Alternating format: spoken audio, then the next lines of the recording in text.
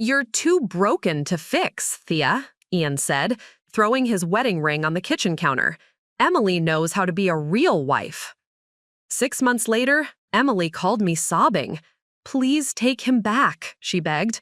"I can't survive what he's doing to me." But what I told her next changed everything. Before we jump back in, tell us where you're tuning in from, and if this story touches you, make sure you're a subscriber, because tomorrow, I've saved something extra special for you. Tell us a duh. The morning light streaming through our kitchen window cast shadows across the marble countertops that Ian had insisted we install. Everything in our house had been his choice, from the cold gray color scheme to the uncomfortable modern furniture that looked impressive but felt like sitting on concrete. I stood there in my pajamas, watching my husband of 4 years methodically pack his belongings into expensive leather suitcases, each movement precise and calculated. "The movers will come for the rest tomorrow," he said without looking at me, his voice carrying that clinical tone he'd perfected over the past year. "I've already spoken with Curtis at the law firm. He'll be handling the divorce paperwork." I wrapped my arms around myself, suddenly cold despite the June warmth. The kitchen felt enormous around me, this space where I'd spent countless hours trying to perfect meals he'd inevitably find fault with. Too salty, too bland, not sophisticated enough for his colleagues. Emily would have seasoned it perfectly, he'd say. Emily understood the difference between rustic and refined. Emily. The name had become a constant presence in our home long before Ian ever physically left. Emily, from his marketing firm, with her perfect posture and her master's degree in business strategy. Emily who never got migraines. Emily who didn't need anxiety medication. Emily who could attend company functions without worrying about having a panic attack in the bathroom. "I tried to help you," Ian continued, folding his shirts with the same mechanical precision he applied to everything in his life. "God knows I tried. The therapy, the medications, all those doctor appointments I had to rearrange my schedule for. But you're not getting better, Thea. If anything, you're getting worse." The irony wasn't lost on me. I was getting worse, but not because of some mysterious deterioration. I was getting worse because living with Ian had become like drowning in slow motion, each day taking me deeper underwater while he stood on the shore, complaining about how poorly I was swimming. My reflection in the kitchen's stainless steel refrigerator showed a woman I barely recognized anymore. Thin shoulders that used to carry confidence now hunched forward defensively. Eyes that had once sparkled with curiosity now held the wary look of someone who'd learned that expressing joy only invited criticism. Hair that I'd stopped styling the way I preferred because Ian said it looked too casual for a woman in her 30s. When had I become this person? When had I started apologizing for existing? "The house is paid off," Ian said, zipping his suitcase with finality. "I'm leaving it to you in the divorce. Consider it severance pay for 4 years of trying to fix something that can't be fixed." His words hit like physical blows, but I'd grown accustomed to the impact. 4 years of being told I was too sensitive, too anxious, too broken to be the wife he deserved. 4 years of watching him compare me to other women who seemed to navigate life with an ease that felt impossible to me. I thought about the woman I'd been when we met. Thea Morrison, freelance graphic designer who'd built a client base through her creativity and persistence, who'd traveled solo through Europe, who'd once spent 3 weeks in a cabin in Montana with nothing but books and art supplies, who'd laughed so hard at terrible movies that she'd nearly fallen off couches. That woman felt like a character from someone else's story now. "I know you think this is cruel," Ian said, finally turning to face me. His expression held no malice, which somehow made it worse. Malice would have implied passion, emotion, some investment in my pain. Instead, he looked at me with the detached concern of a veterinarian discussing a sick animal that couldn't be saved. "But staying married to you would be cruel to both of us. You need someone who can handle your issues, and I need a partner, not a patient." The kitchen felt silent, except for the hum of the refrigerator and the distant sound of our neighbor Matt mowing his lawn. Normal Saturday morning sounds in a neighborhood where normal people were living normal lives, unaware that mine was dissolving in real time. Emily. I wanted to ask when exactly Emily had entered our marriage, when the late nights at the office had turned into something else, when their professional relationship had become intimate enough for her to have opinions about our private struggles. But I already knew the answer. Emily had been there for months, maybe longer, watching from the sidelines while Ian systematically dismantled my sense of self-worth. The cruelest part wasn't that he was leaving. The cruelest part was how reasonable he made it sound, how he'd positioned himself as the long-suffering husband who'd tried everything, and me as the damaged wife who simply couldn't be fixed. In his version of our story, he was the hero, and I was the tragic character who couldn't rise to meet the demands of real life. "I'll be staying at Emily's apartment until we find something more permanent," he said, lifting his suitcase off the counter. The wedding ring still lay there between us, a small circle of gold that had once represented promises we'd both believed in.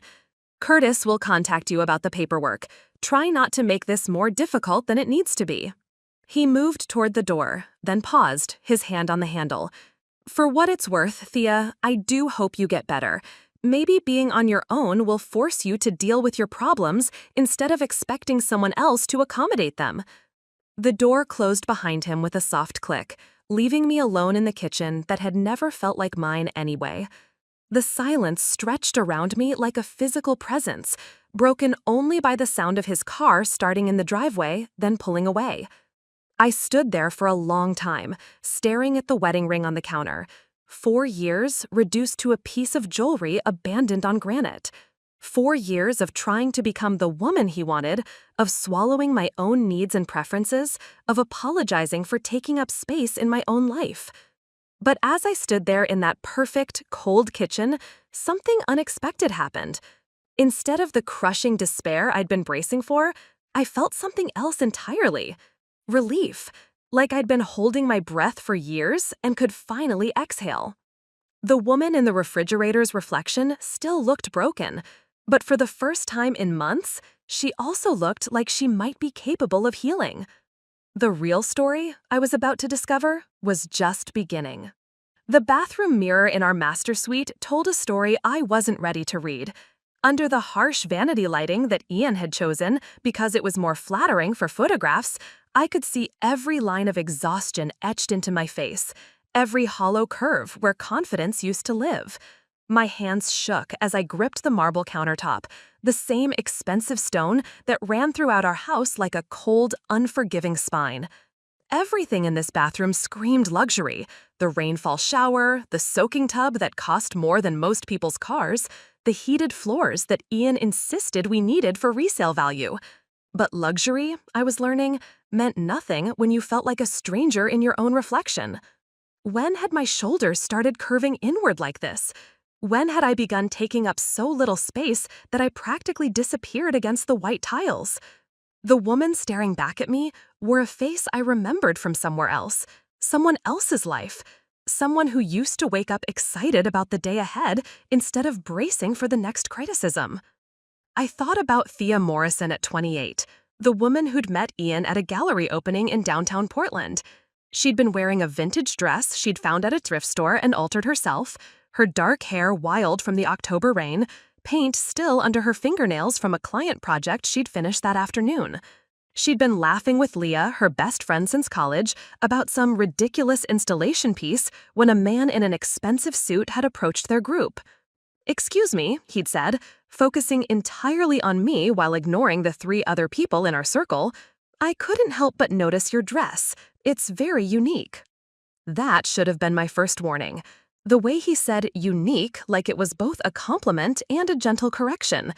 But I'd been charmed by his attention, by the way he seemed so put together, so adult compared to the artists and freelancers I usually dated. I'd modified it myself, I told him, smoothing the fabric self-consciously. Took it from a 60s shift dress to something more modern. "You're very talented," he'd said, though something in his tone suggested he found the concept of altering thrift store clothing amusing rather than impressive. "I'm Ian. I work in corporate marketing." Corporate marketing. Even then, those words should have told me everything I needed to know about how our worlds would collide. Preparing and narrating this story took us a lot of time, so if you are enjoying it, subscribe to our channel. It means a lot to us. Now back to the story. He lived in a universe of focus groups and brand consistency, where everything had to be measured, tested, and optimized for maximum impact. I lived in a world where inspiration struck at 2 in the morning and beauty could be found in the most unexpected places. But I'd been 28 and tired of dating men who were still figuring themselves out. Ian had a plan, a career trajectory, a 5-year vision board. He seemed like the kind of man who could teach me how to be an adult, how to build something stable and lasting. The mirror showed me what that lesson had cost. My phone buzzed on the bathroom counter, startling me from my reflection. A text from Leah. "Coffee tomorrow? Haven't seen you in forever." Forever? Had it really been that long? I tried to remember the last time I'd seen Leah, my former partner in adventure, the woman who'd once convinced me to drive to the coast at midnight just to watch the sunrise over the ocean. The math was depressing. 6 months? 8? Somewhere in the fog of trying to become Ian's ideal wife, I'd lost track of the people who'd known me before I needed fixing. I started to type back, then stopped. What would I say? That I'd been too busy becoming someone else to maintain the friendships that had once anchored me? That Ian thought Leah was a bad influence because she encouraged my chaotic tendencies? Instead, I set the phone aside and turned back to the mirror. The woman in the reflection had once driven across country alone, camping in national parks and sketching landscapes until her hands cramped. She'd pitched design concepts to Fortune 500 companies via video calls from coffee shops, wearing thrift store blazers over vintage band t-shirts. She'd hosted dinner parties where guests sat on mismatched furniture and ADOS plates she'd collected from estate sales, everyone laughing too loud and staying too late. That woman had been messy, unpredictable, passionate about things that didn't always make practical sense. She'd been too much in some ways and not enough in others, but she'd been authentically, unapologetically herself.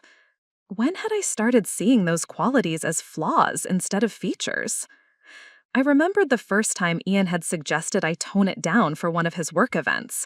Just a gentle recommendation that I wear something more classic instead of the vintage emerald dress I'd planned. Nothing wrong with my choice, he'd assured me, but his colleagues were pretty conservative and he wanted to make sure I felt comfortable. I'd changed clothes that night, choosing a black sheath dress that could have belonged to anyone. I'd felt invisible at the party, but Ian had been proud of how well I'd fit in. The validation felt good in the moment, like I'd passed some important test. But now, staring at my reflection 4 years later, I could see the pattern clearly. Each small accommodation, each tiny adjustment to better suit his world had been another layer of myself I'd shed. Like a snake that molts so many times it forgets what it originally looked like underneath.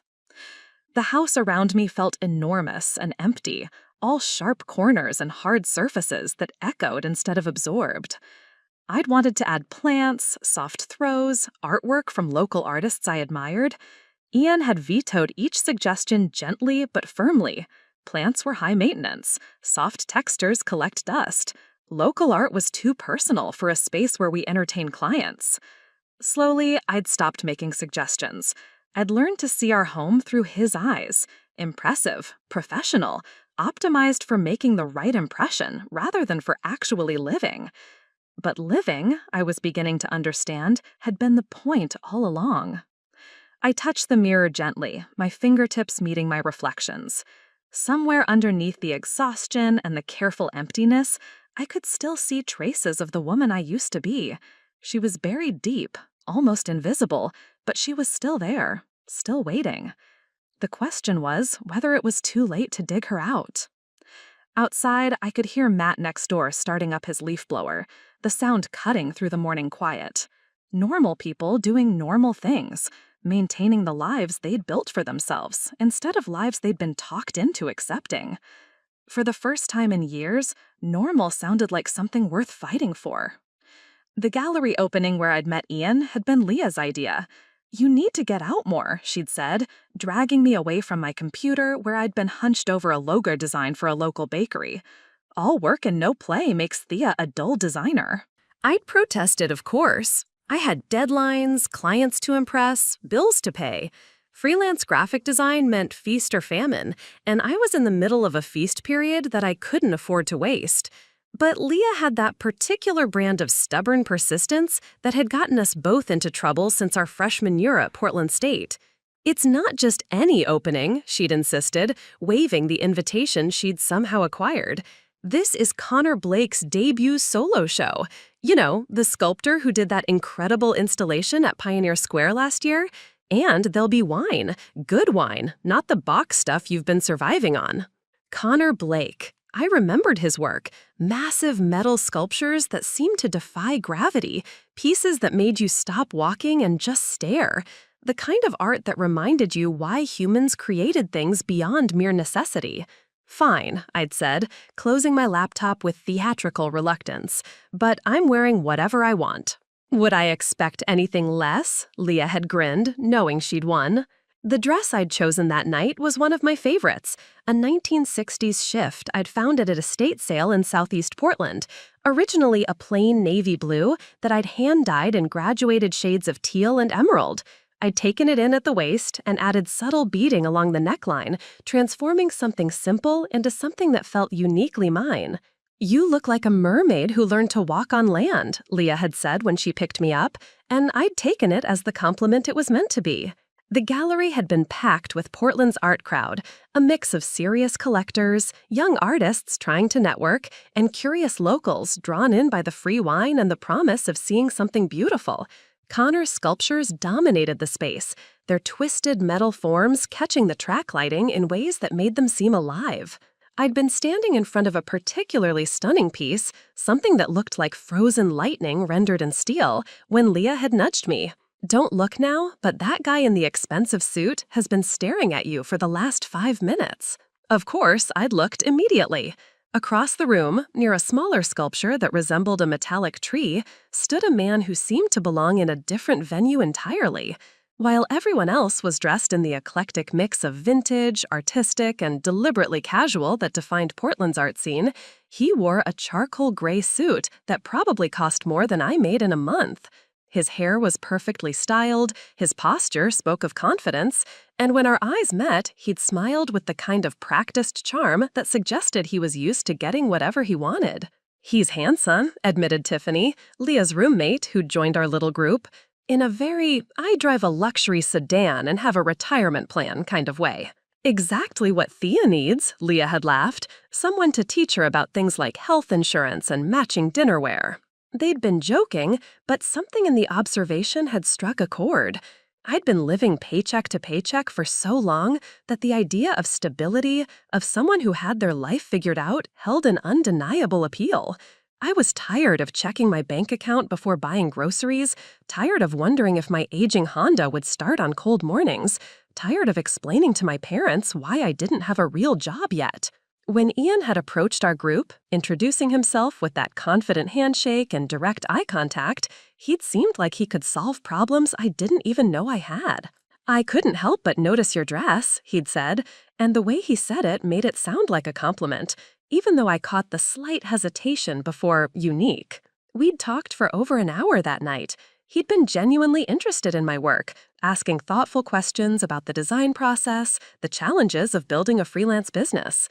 He'd listened intently when I'd explained how I'd modified the dress, though I'd noticed him glancing occasionally at other women in more conventional cocktail attire.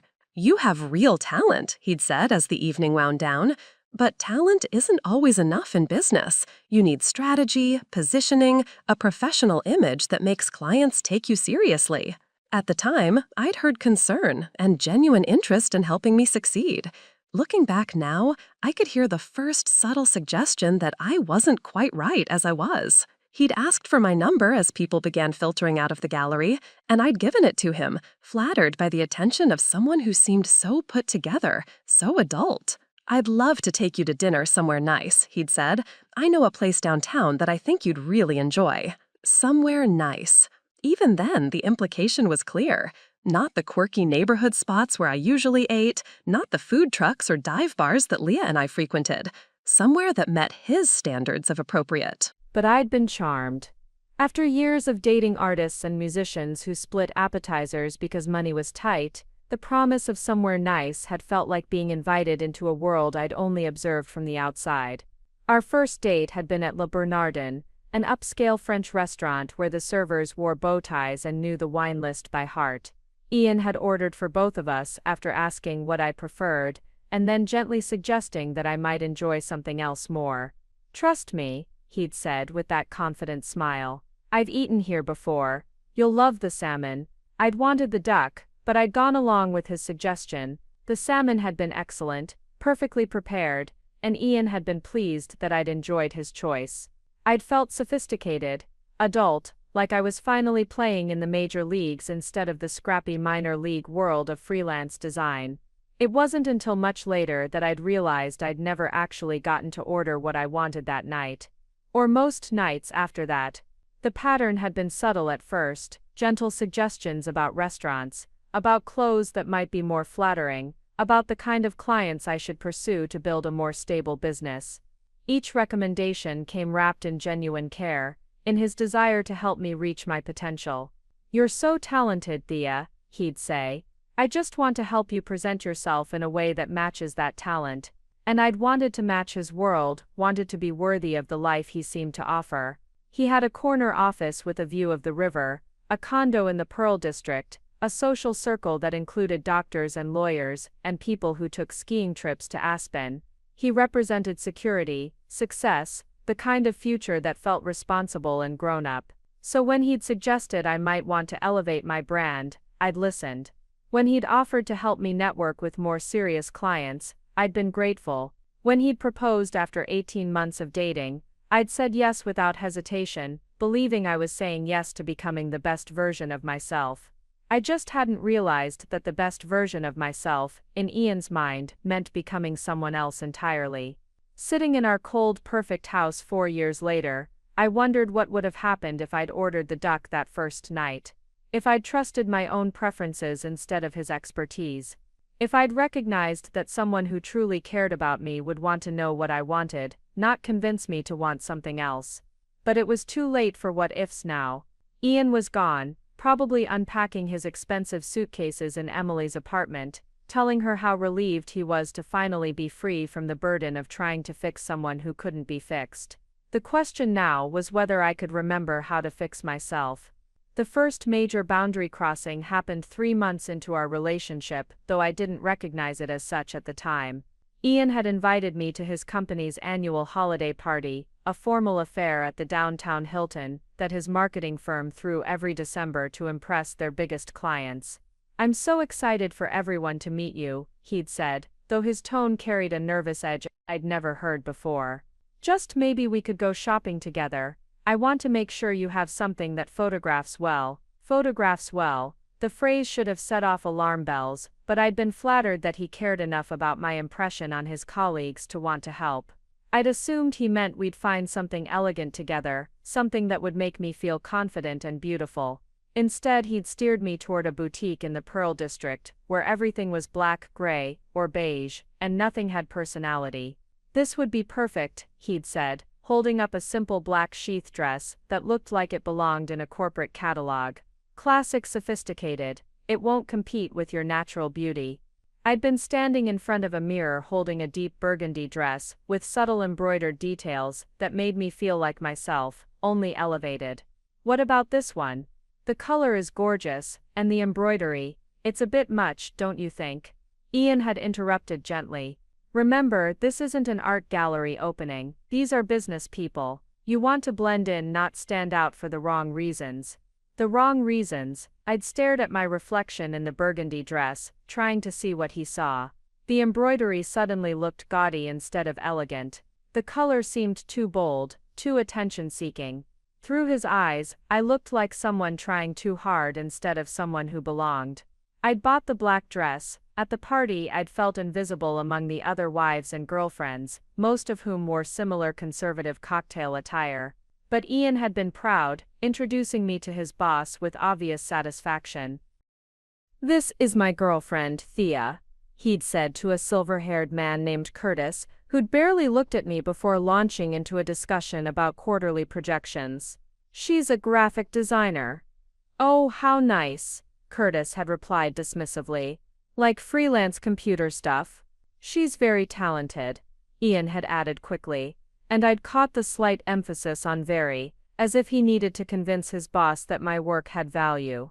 "She's been thinking about transitioning to more corporate clients, haven't you, honey?" I hadn't been thinking about that at all. I loved working with local businesses, small nonprofits, artists who needed visual identities that reflected their unique missions. But surrounded by people in expensive suits discussing profit margins and market penetration, my work suddenly felt small and amateurish. "That's smart," Curtis had nodded approvingly. "Corporate design is where the real money is, much more stable than all that artsy stuff." All that artsy stuff. My portfolio, my passion, my carefully cultivated relationships with clients who trusted me to capture their vision, dismissed in 4 words. Ian had squeezed my hand, and I'd smiled and agreed that stability was important, that maybe it was time to think bigger, more professionally. That night marked the beginning of what I now recognized as a systematic campaign to reshape not just how I presented myself, but who I fundamentally was. The suggestions came gradually, always framed as helpful guidance from someone who wanted the best for me. Maybe I should consider raising my rates and targeting larger companies. Maybe I should update my portfolio website to look more corporate-friendly. Maybe I should think about getting some professional headshots instead of using the casual photos Lee had taken of me in Powell's bookstore. "You have so much potential," Ian would say, reviewing my work with the clinical eye of someone conducting a performance evaluation. "But potential means nothing if you don't package it correctly. Look at this logo you did for that coffee shop. It's creative, but would a Fortune 500 company take you seriously based on work like this?" I'd started second-guessing every design choice, every client I accepted, every aspect of my professional identity. The vintage dress boutique that had commissioned a playful hand-lettered logo suddenly seemed frivolous. The community theater that needed posters for their Shakespeare festival felt unprofessional. Even the animal rescue organization that I'd worked with pro bono, surely that made me look like someone who didn't value her own work appropriately. Within 6 months, I'd redesigned my entire portfolio to emphasize corporate projects, even the small ones.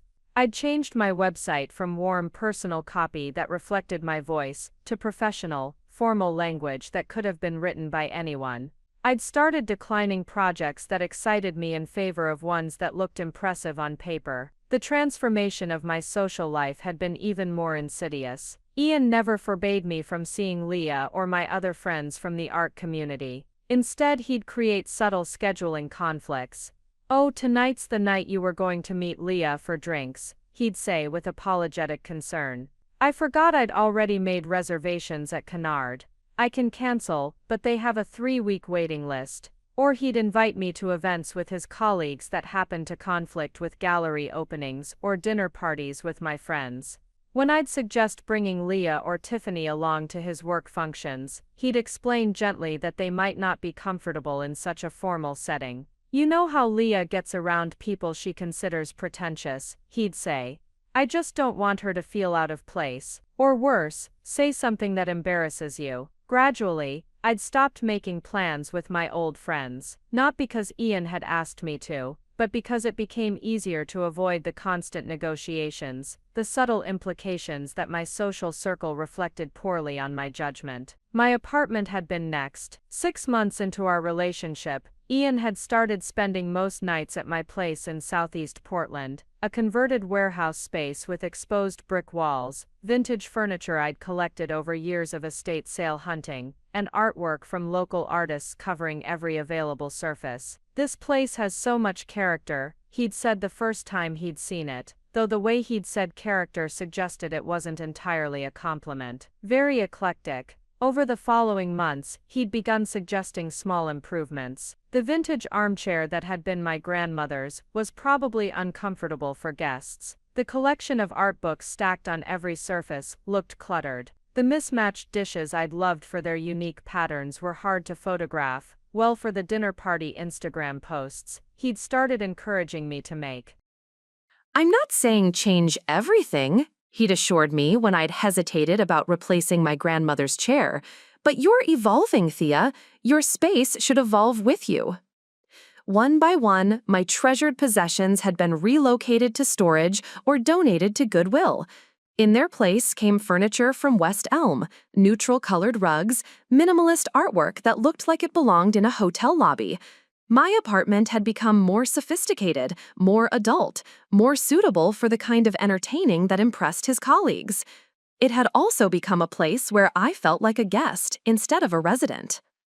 The most devastating change had been the slowest, the erosion of my voice in our relationship. Ian had a gift for making his preferences sound like logical conclusions that any reasonable person would reach. I was thinking we should try that new sushi place on 23rd, I'd suggest. Sushi's pretty heavy for a Wednesday night, don't you think? What about that salad place Curtis recommended? It's supposed to have amazing quinoa bowls. I'd never expressed any interest in quinoa bowls, but somehow we'd end up there anyway, and Ian would be pleased that I was finally developing more sophisticated tastes. The pattern had extended to everything, from weekend activities to vacation destinations to the way I styled my hair. Each individual instance had seemed reasonable, even caring. Ian wanted me to experience new things, to broaden my horizons, to reach my full potential. It wasn't until years later, sitting alone in our sterile house, that I could see the pattern for what it really was, the systematic dismantling of everything that made me who I was, replaced with a carefully curated version that met his specifications. I thought he was helping me become a better version of myself, but there's a difference between growth and erasure, between support and control. I was finally beginning to understand which one I'd experienced. The memory issues started about 2 years into our marriage, though Ian assured me they'd always been there. "You've always been scattered, Thea," he'd say, with that patient smile when I'd insist I remembered things differently. "It's part of your creative personality, but maybe we should work on improving your focus." I'd been standing in our kitchen, staring at the grocery list I was certain I'd written the night before. Organic blueberries, sourdough bread, the expensive imported cheese Ian preferred. But the handwriting looked different somehow, more careful and controlled than my usual hurried scrawl. "Did you rewrite my grocery list?" I'd asked him that morning, holding up the paper.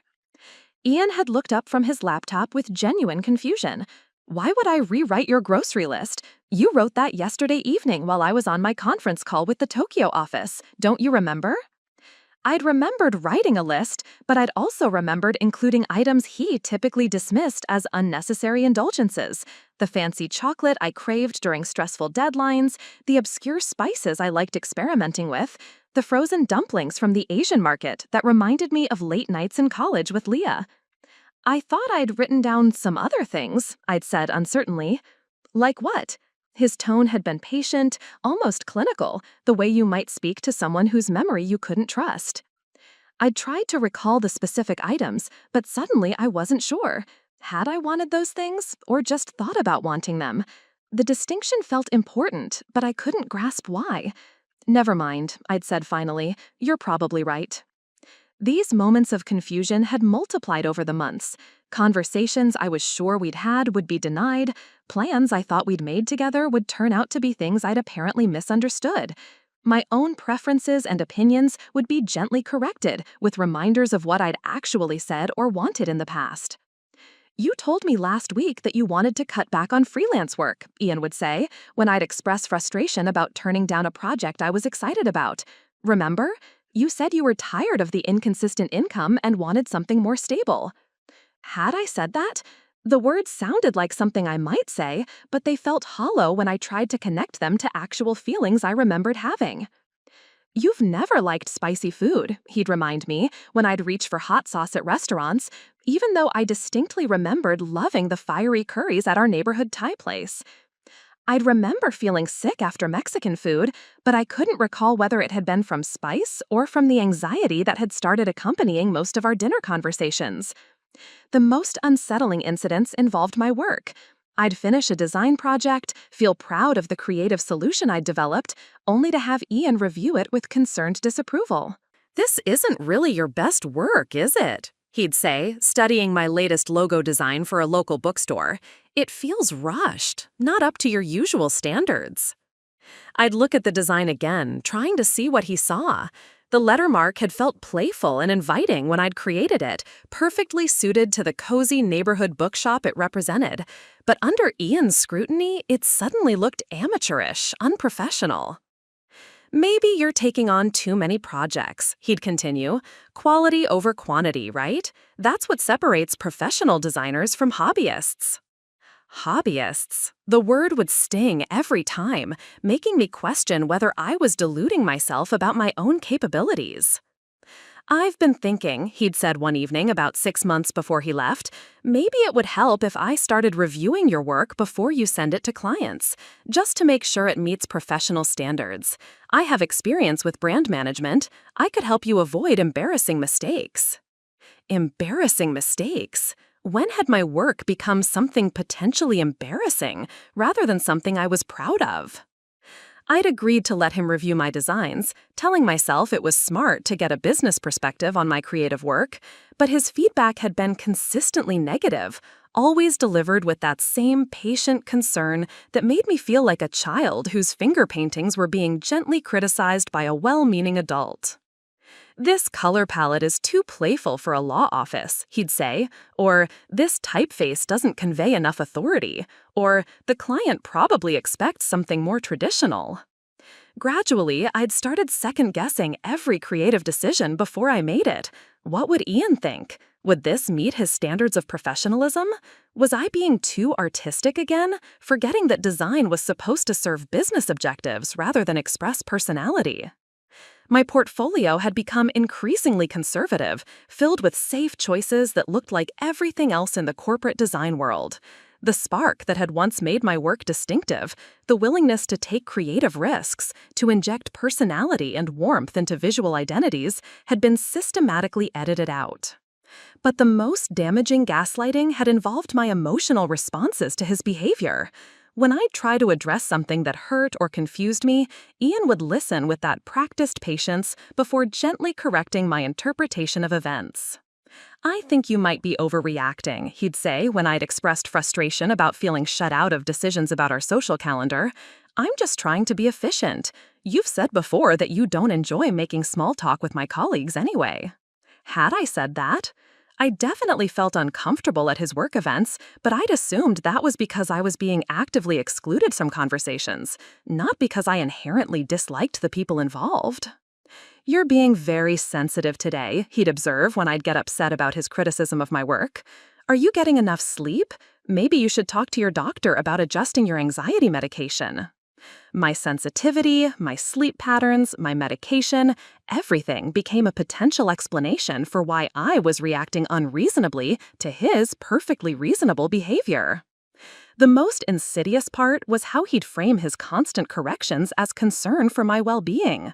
"I'm worried about you," he'd say when I'd expressed any dissatisfaction with our relationship or my increasingly constrained life. "You seem stressed lately. Maybe you're taking on too much." Too much. As if my desire for creative fulfillment, meaningful friendships, or a voice in my own life constituted an unreasonable burden I was placing on myself. "I just want you to be happy," he'd continue, and the sincerity in his voice would make me question whether my unhappiness was a personal failing rather than a reasonable response to feeling erased. By the time he left, I'd been so thoroughly convinced of my own unreliability, my scattered memory, my oversensitivity, my unprofessional standards, my tendency to overreact, that his departure felt less like abandonment and more like the inevitable consequence of my own inadequacies. "I tried to help you," he'd said that last morning, and I'd believed him. Even as I watched him pack his expensive luggage, even as he delivered his final assessment of my fundamental brokenness, part of me had accepted that this was simply the natural outcome of being the kind of person who couldn't be fixed. It wasn't until I was alone in our silent house, surrounded by the carefully curated life he'd constructed for us, that I began to wonder if my memory of who I used to be might be more reliable than his version of who I'd always been. The woman who'd driven across the country alone, who'd built a successful freelance business from nothing, who'd once been confident enough to alter thrift store dresses and wear them to art galleries, had she really been as scattered and unprofessional as Ian had convinced me? Or had she been someone worth knowing, someone worth defending, someone who'd been systematically convinced to doubt her own reality until she disappeared altogether? Standing in that cold, perfect kitchen, I was finally ready to find out. Emily had entered our marriage long before she'd entered Ian's bed. She'd been a ghost presence in our conversations for over a year, the invisible standard against which I was constantly measured and found wanting. Emily finished the Morrison account presentation today, Ian would mention casually over dinner, as if sharing office gossip rather than delivering a subtle indictment of my own productivity. 3 weeks ahead of schedule. She has this incredible ability to anticipate client needs before they even articulate them. I'd nod and make appropriate interested sounds while internally cataloging my own recent failures to anticipate anything correctly. The logo design I'd had to revise 4 times before the client was satisfied, the branding project where I'd completely misunderstood the target demographic, the website mock-up that Ian had diplomatically suggested might be a bit too creative for the conservative law firm I was pitching. Emily, apparently, never had to revise anything. Emily understood instinctively what clients wanted. Emily possessed some mystical combination of creativity and business acumen that allowed her to navigate professional challenges with effortless grace. She's presenting to the Yamamoto Group next week, Ian would continue, cutting his grass-fed steak with surgical precision. Solo presentation. Curtis specifically requested her after seeing her work on the Peterson campaign. The Yamamoto Group, a multinational corporation whose advertising budget probably exceeded my entire annual income. The kind of client I'd never even dream of approaching, let alone impressing enough to warrant a solo presentation request. That's wonderful for her, I'd manage, trying to sound genuinely pleased rather than devastated by the comparison. She started exactly where you are now, Ian would add, as if offering encouragement rather than highlighting my stagnation. Freelance work, small local clients. But she had the vision to see where the real opportunities were. Sometimes I think if you could just develop that kind of strategic thinking. He'd trail off, letting the implication hang in the air. If I could just develop Emily's strategic thinking, her client intuition, her professional instincts, then maybe I could achieve something worthwhile too. Maybe I could become someone worth being proud of. The comparisons weren't limited to professional accomplishments. Emily, it seemed, excelled at every aspect of being a successful adult woman. Emily brought the most amazing appetizers to the office potluck, these little salmon tartare things with homemade crackers. She made the crackers herself, can you believe that? From scratch. I'd look down at the store-bought hummus I'd planned to contribute to his company's next social event and feel a familiar wave of inadequacy. When had I stopped making things from scratch? When had convenience become more important than the kind of thoughtful effort that apparently came naturally to Emily? She's training for a marathon, would come another casual observation. Up at 5 every morning for her long runs. She says it helps her think through creative challenges. I'd been struggling to maintain my twice-weekly yoga classes, often skipping them when work deadlines loomed or when the anxiety about my declining client base made it impossible to focus on anything as frivolous as physical wellness. Emily, meanwhile, was apparently channeling her pre-dawn athletic dedication into professional breakthrough insights. Emily speaks 3 languages, Ian mentioned one evening while we were watching a foreign film with subtitles: French, Spanish, and Japanese. She says it helps her understand cultural nuances in global marketing campaigns. I'd studied French in college, had even been reasonably conversational during my semester abroad in Lyon, but that felt like a lifetime ago, and my language skills had atrophied from disuse until I could barely order coffee in French, let alone discuss cultural nuances. Emily's trilingual fluency made my rusty college French seem like a pathetic affectation. The most painful comparisons involved the kind of social confidence that I'd once possessed but had somehow lost along the way. Emily tells the funniest stories at client dinners. Ian would share with obvious admiration. She has this way of making everyone feel included, even when she's talking about complex strategic concepts. People just gravitate toward her. I remembered being that person once. The woman who could hold court at dinner parties, who could make strangers laugh, who could navigate social situations with ease and genuine enjoyment.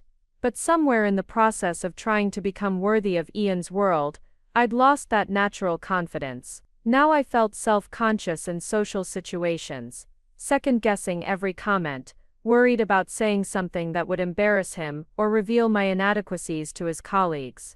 She wore this incredible dress to the awards ceremony. He'd mention after company events I hadn't been invited to attend. Deep blue, very elegant. She has such sophisticated taste, never tries too hard, you know.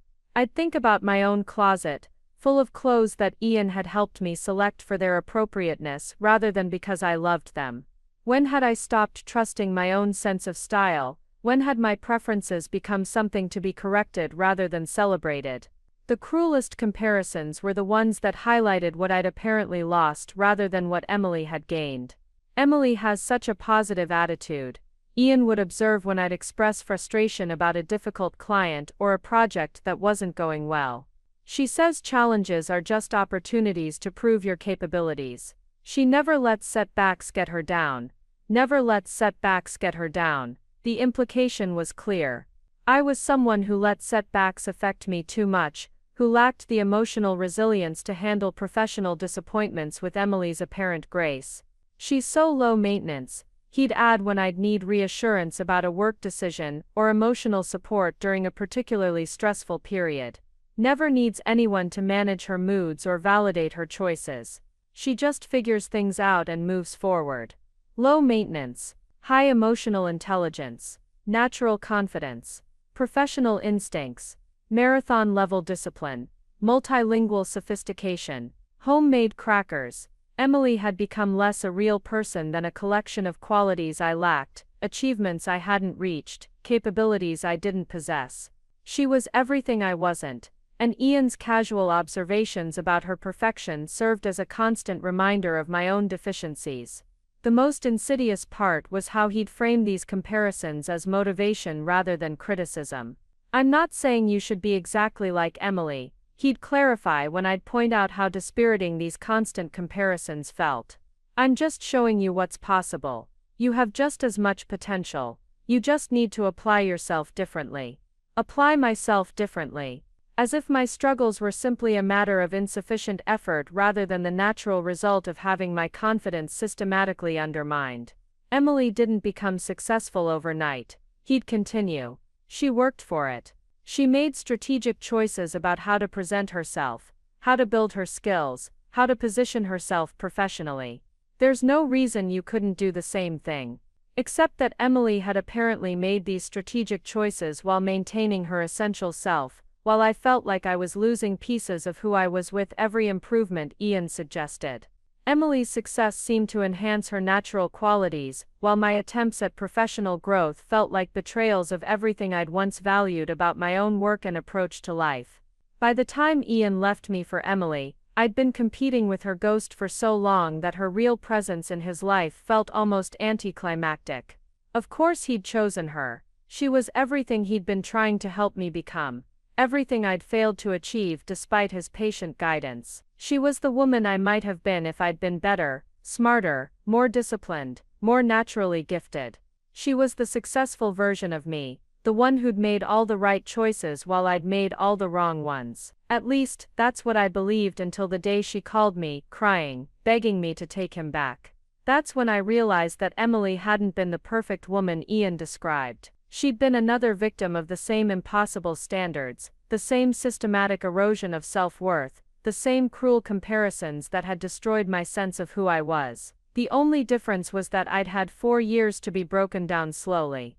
Emily was about to discover what happened when that process was accelerated. The mirror in our ensuite bathroom had become my enemy, not because it was unkind, but because it was brutally honest about what I'd allowed myself to become. It was 3 weeks before Ian left, and I just returned from what would be my final client meeting as a married woman. The owner of a small nonprofit arts organization had wanted to discuss rebranding their visual identity, exactly the kind of meaningful, creative project I used to love. But I'd spent the entire meeting second-guessing every suggestion I made, hearing Ian's voice in my head cataloging all the ways my ideas fell short of professional standards. "We want something that captures the joy of community art," the director had said, her eyes bright with the kind of passion I remembered feeling about my own work. "Something that makes people feel welcome, like they belong here, regardless of their background or experience level." Joy, welcome, belonging. I'd nodded and taken notes, but the concepts felt foreign, like she was speaking a language I used to be fluent in but had somehow forgotten. "What we don't want," she'd continued, "is something corporate or sterile.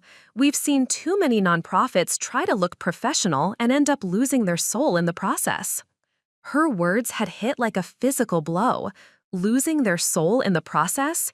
Was that what had happened to my work? In trying to meet Ian's standards of professionalism, had I stripped away everything that once made my designs distinctive and meaningful?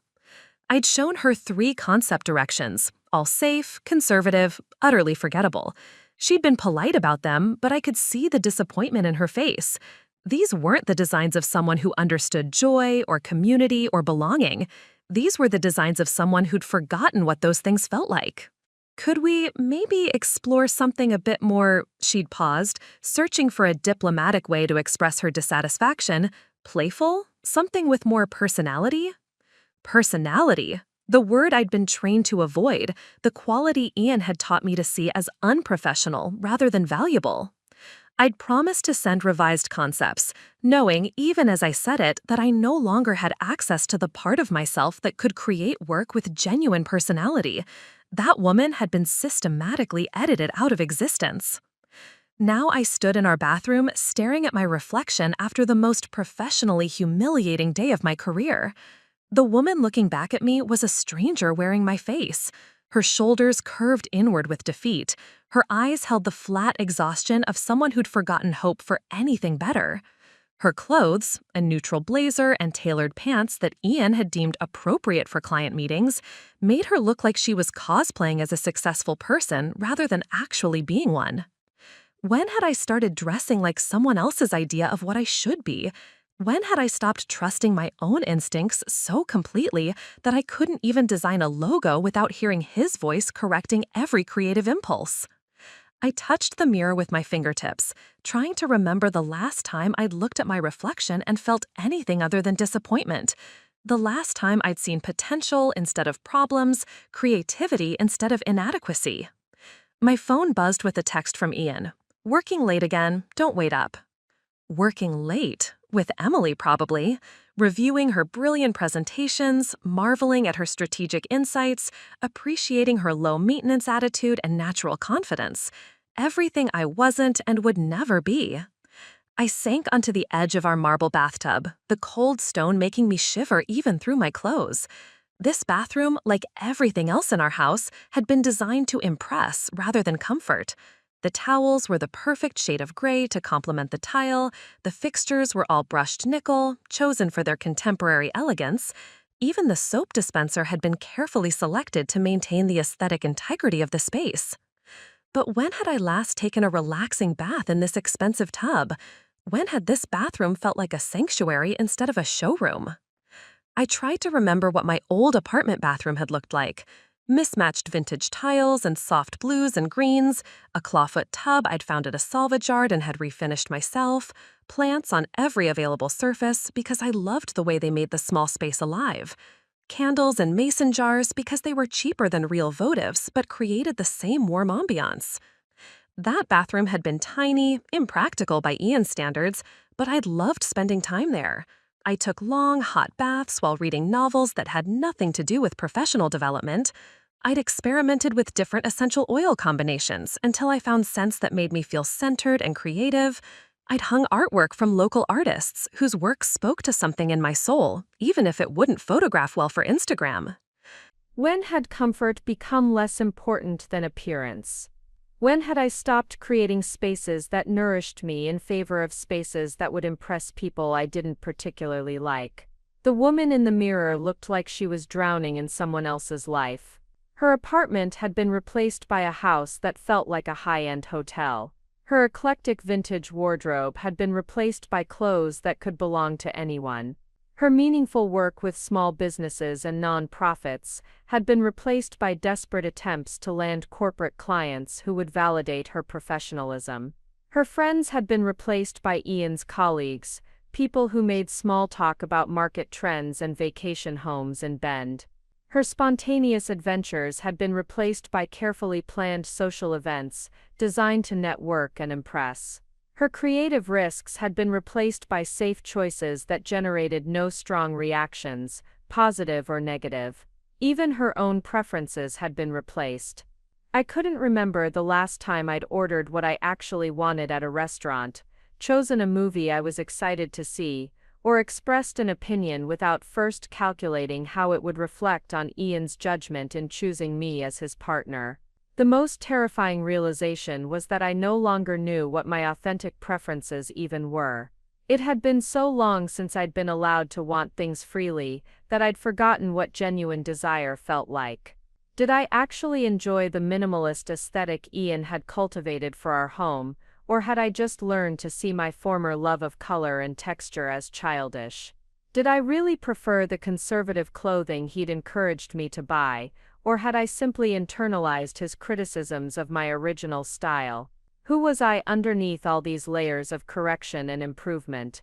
The question felt both urgent and impossible to answer. 4 years of systematic modification had left me so disconnected from my authentic self that I wasn't sure she still existed. Maybe Ian was right. Maybe the woman I used to be hadn't been sustainable. Maybe trying to recover her would just lead to more disappointment and professional failure. But sitting in that cold, perfect bathroom, looking at my hollow-eyed reflection, I realized that the alternative was worse than failure. The alternative was spending the rest of my life as a carefully constructed facade of a person, successful by Ian's metrics but empty of everything that had once made me feel alive. I closed my eyes and tried to remember what it had felt like to create something I was genuinely proud of. Not something that met professional standards or impressed potential clients, but something that came from the deepest, most honest part of who I was. The memory came slowly, like something emerging from underwater. A logo I'd designed for a community garden in southeast Portland, 3 years before I met Ian. Simple line drawings of vegetables growing together, roots intertwining underground while their leaves reached toward the sun in different directions. The client had cried when I'd shown her the final design. "It's perfect," she'd said.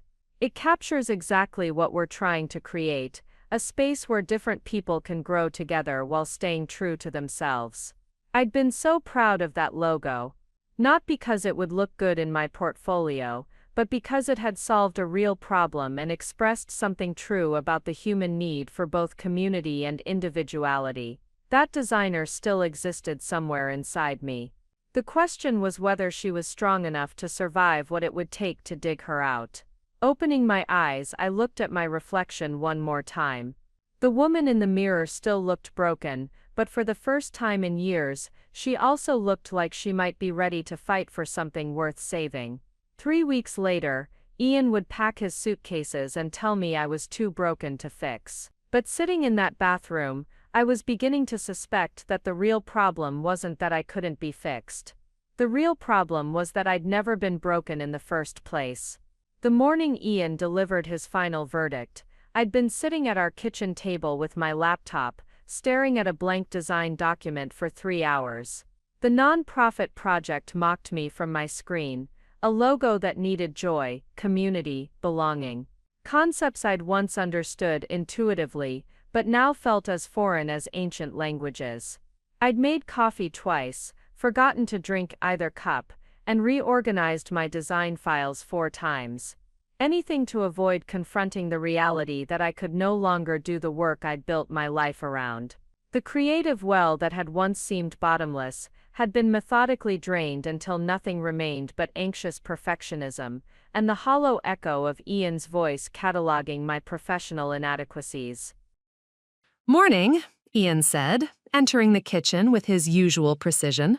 Shower completed, hair styled, clothes selected for maximum impact at whatever meetings filled his day.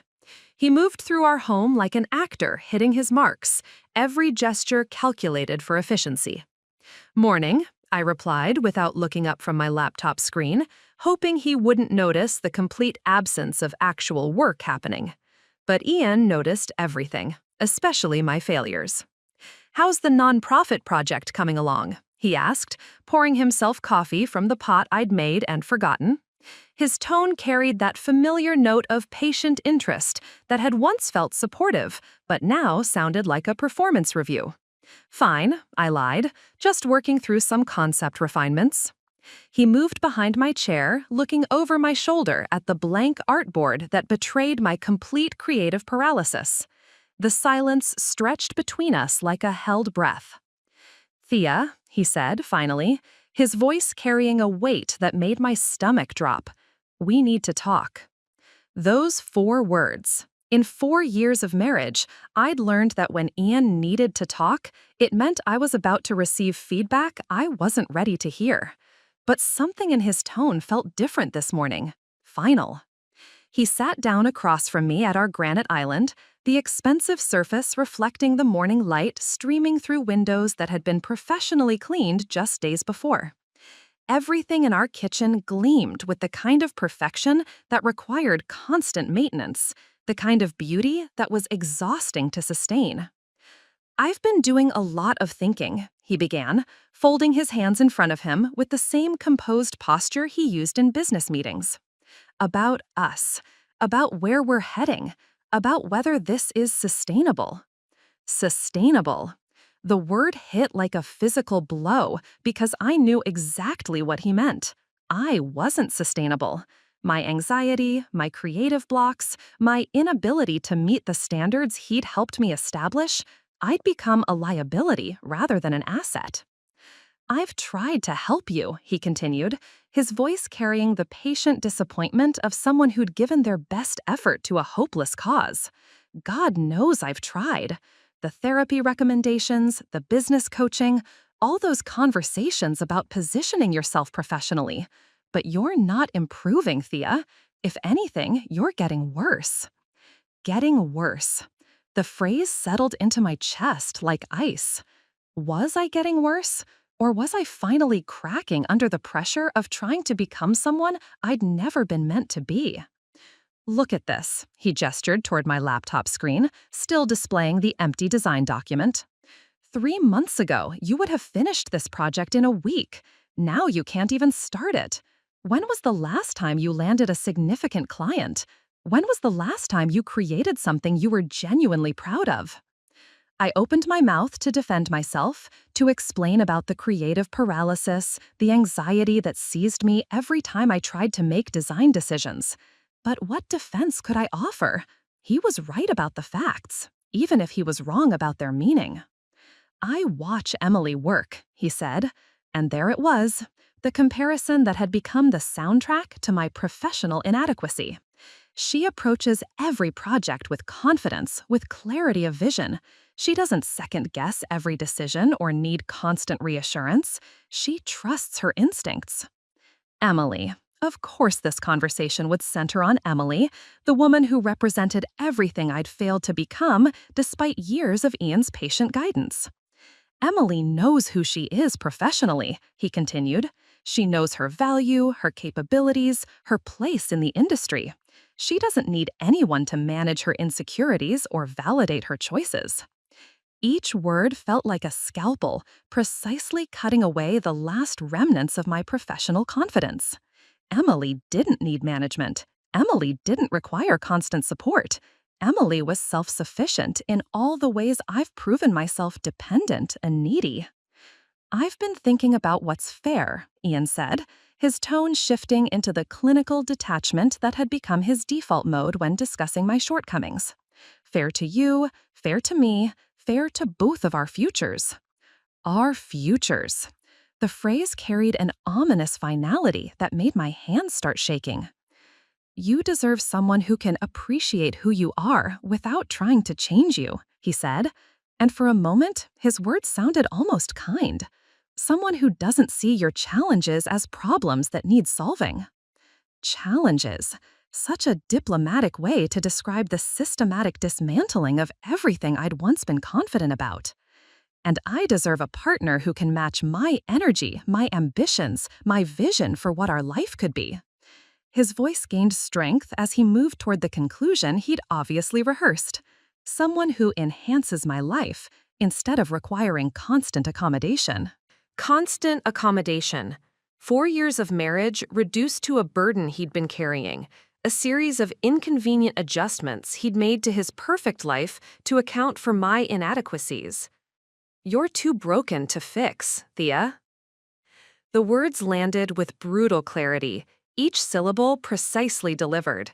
Not spoken in anger, not thrown as weapons in the heat of argument, just stated as fact, like a medical diagnosis or a performance evaluation. Too broken to fix. Emily understands what it means to be a real partner, he continued, and now the truth was finally completely exposed. She knows how to support someone's success instead of requiring constant emotional management. She brings value to the relationship instead of just need. Need. My need for reassurance when creative projects felt overwhelming. My need for emotional support when his criticism cut too deep. My need for someone to see me as more than a collection of problems requiring solutions. All of it reframed as selfishness, as taking without giving, as evidence of my fundamental insufficiency. I'm leaving, he said simply. Emily and I have found a place in the Pearl District, something more suited to where we are in our careers, our lives. Our careers, not my career, which had withered under his care like a plant kept in the wrong kind of soil. I'll have the divorce papers drawn up. Curtis recommended someone who can handle this efficiently without unnecessary drama. Unnecessary drama. My potential emotional response to the end of our marriage was already being dismissed as an inconvenience to be managed rather than a natural reaction to betrayal. The house is paid off, he added, as if this generosity would somehow soften the brutality of what he'd just delivered. Consider it compensation for the time we spent trying to make this work. Compensation. 4 years of marriage, 4 years of trying to become worthy of his love, reduced to a real estate transaction. I sat there in our perfect kitchen, surrounded by the gleaming surfaces and carefully curated aesthetic that had never felt like home, and realized that this moment had been inevitable from the day I'd first changed clothes to better fit into his world. Ian wasn't leaving because I'd become broken. He was leaving because I'd never successfully transformed into the woman he'd tried to create. Despite all his patient guidance, all his helpful suggestions, all his attempts to improve me, I'd remained fundamentally myself, messy, emotional, creative, in ways that didn't translate to corporate success. This isn't cruel, he said, perhaps reading something in my expression that suggested I might see it that way. This is honest. We both deserve to be with people who don't require us to be anything other than who we naturally are. But I hadn't been naturally anything for so long that I no longer remembered who that person was supposed to be. As Ian stood up from the table, straightening his perfect tie and checking his watch with the same mechanical precision he applied to everything in his life, I realized that he was right about one thing. We both deserve to be with people who don't require us to be anything other than who we naturally are. The tragedy was that I'd forgotten who I naturally was so completely that I'd have to learn how to be myself all over again. And I'd have to do it alone, in this empty house that had never been mine, surrounded by the remnants of a life I'd never actually wanted. But for the first time in years, alone sounded like freedom. The sound of Ian's car pulling out of our driveway felt like the final punctuation mark on 4 years of marriage. I sat at the kitchen island for another 20 minutes, staring at the wedding ring he'd left behind on the granite countertop, trying to process that my life had just fundamentally shifted while the coffee maker still gurgled and the neighbor's dog still barked at passing joggers. Everything looked exactly the same. The stainless steel appliances gleamed with their usual sterile perfection, the carefully selected artwork hung at precisely measured intervals along the walls, the fresh flowers Ian had insisted on purchasing weekly, for the photos, he'd always said, still brightened the dining room table with their orchestrated beauty. But something essential had been extracted from the space, leaving it feeling like a museum exhibit, rather than a home where two people had shared meals, conversations, and the mundane intimacy of married life. My phone buzzed against the counter. A text from Connor, one of Ian's colleagues. "Heard about you and Ian. So sorry. He mentioned you were going through some personal struggles. Hope you get the help you need." Personal struggles. Even in his exit, Ian had managed to control the narrative. I wasn't a wife whose husband had left her for another woman. I was someone with personal struggles who had required more help than could reasonably be provided. 3 more texts arrived in rapid succession. Curtis from the law firm. "Sorry to hear about the separation. Ian mentioned you might need some time to get back on your feet financially. Happy to recommend some resources." Tanner from Ian's softball league. "Tough break, Thea. Ian said you'd been having a hard time with work stuff. Maybe this is a chance for a fresh start?" Even Matt, our next-door neighbor. "Saw Ian moving out this morning. He mentioned you've been dealing with some health issues. Let me know if you need anything." Health issues, work problems, personal struggles, financial instability. Within hours of leaving, Ian had already rewritten our entire marriage as a tragic tale of his noble attempts to support a fundamentally unstable person through various crises. He'd positioned himself as the patient, long-suffering husband who'd finally reached the reasonable conclusion that some people simply couldn't be helped. I scrolled through my contacts, looking for someone to call who might offer a different perspective, but the list felt like inventory of a life that no longer belonged to me. Most of the numbers were Ian's friends who'd become our friends, his colleagues who'd tolerated me at work events, his family members who'd always seemed slightly puzzled by his choice in wives. Leah's name appeared halfway down the list, and I stared at it for a long time before realizing I wasn't sure she'd even answer. When was the last time we'd spoken? Really spoken, not just exchanged brief pleasantries in grocery store checkout lines or liked each other's social media posts. I tried to remember when I'd stopped calling Leah, stopped making plans with the woman who'd once been my closest friend. The distance had happened gradually, each declined invitation or canceled coffee date explained by legitimate conflicts with Ian's schedule, work events I needed to attend, couples dinners that couldn't accommodate additional guests, weekend trips that were more romantic with just the two of us. Now, sitting alone in my perfect kitchen, I realized that Ian had never actually forbidden me from maintaining my friendships. He'd simply made it increasingly difficult and socially awkward to prioritize them over his needs. "You're always so tired after spending time with Leah," he'd observe, after I'd returned from our occasional coffee dates. "She's very intense. All that drama about her dating life and her work complaints. Maybe you need friends who are more positive influences." Positive influences, people who didn't encourage me to question his gentle guidance or remind me of who I'd been before I'd begun the project of becoming worthy of his love. The house felt impossibly large around me. 4 bedrooms, 3 bathrooms, a formal dining room we'd used exactly twice in 4 years. Ian had insisted we needed space to grow into, space for the entertaining we'd do once I became the kind of wife who could handle sophisticated dinner parties. But I'd never become that wife.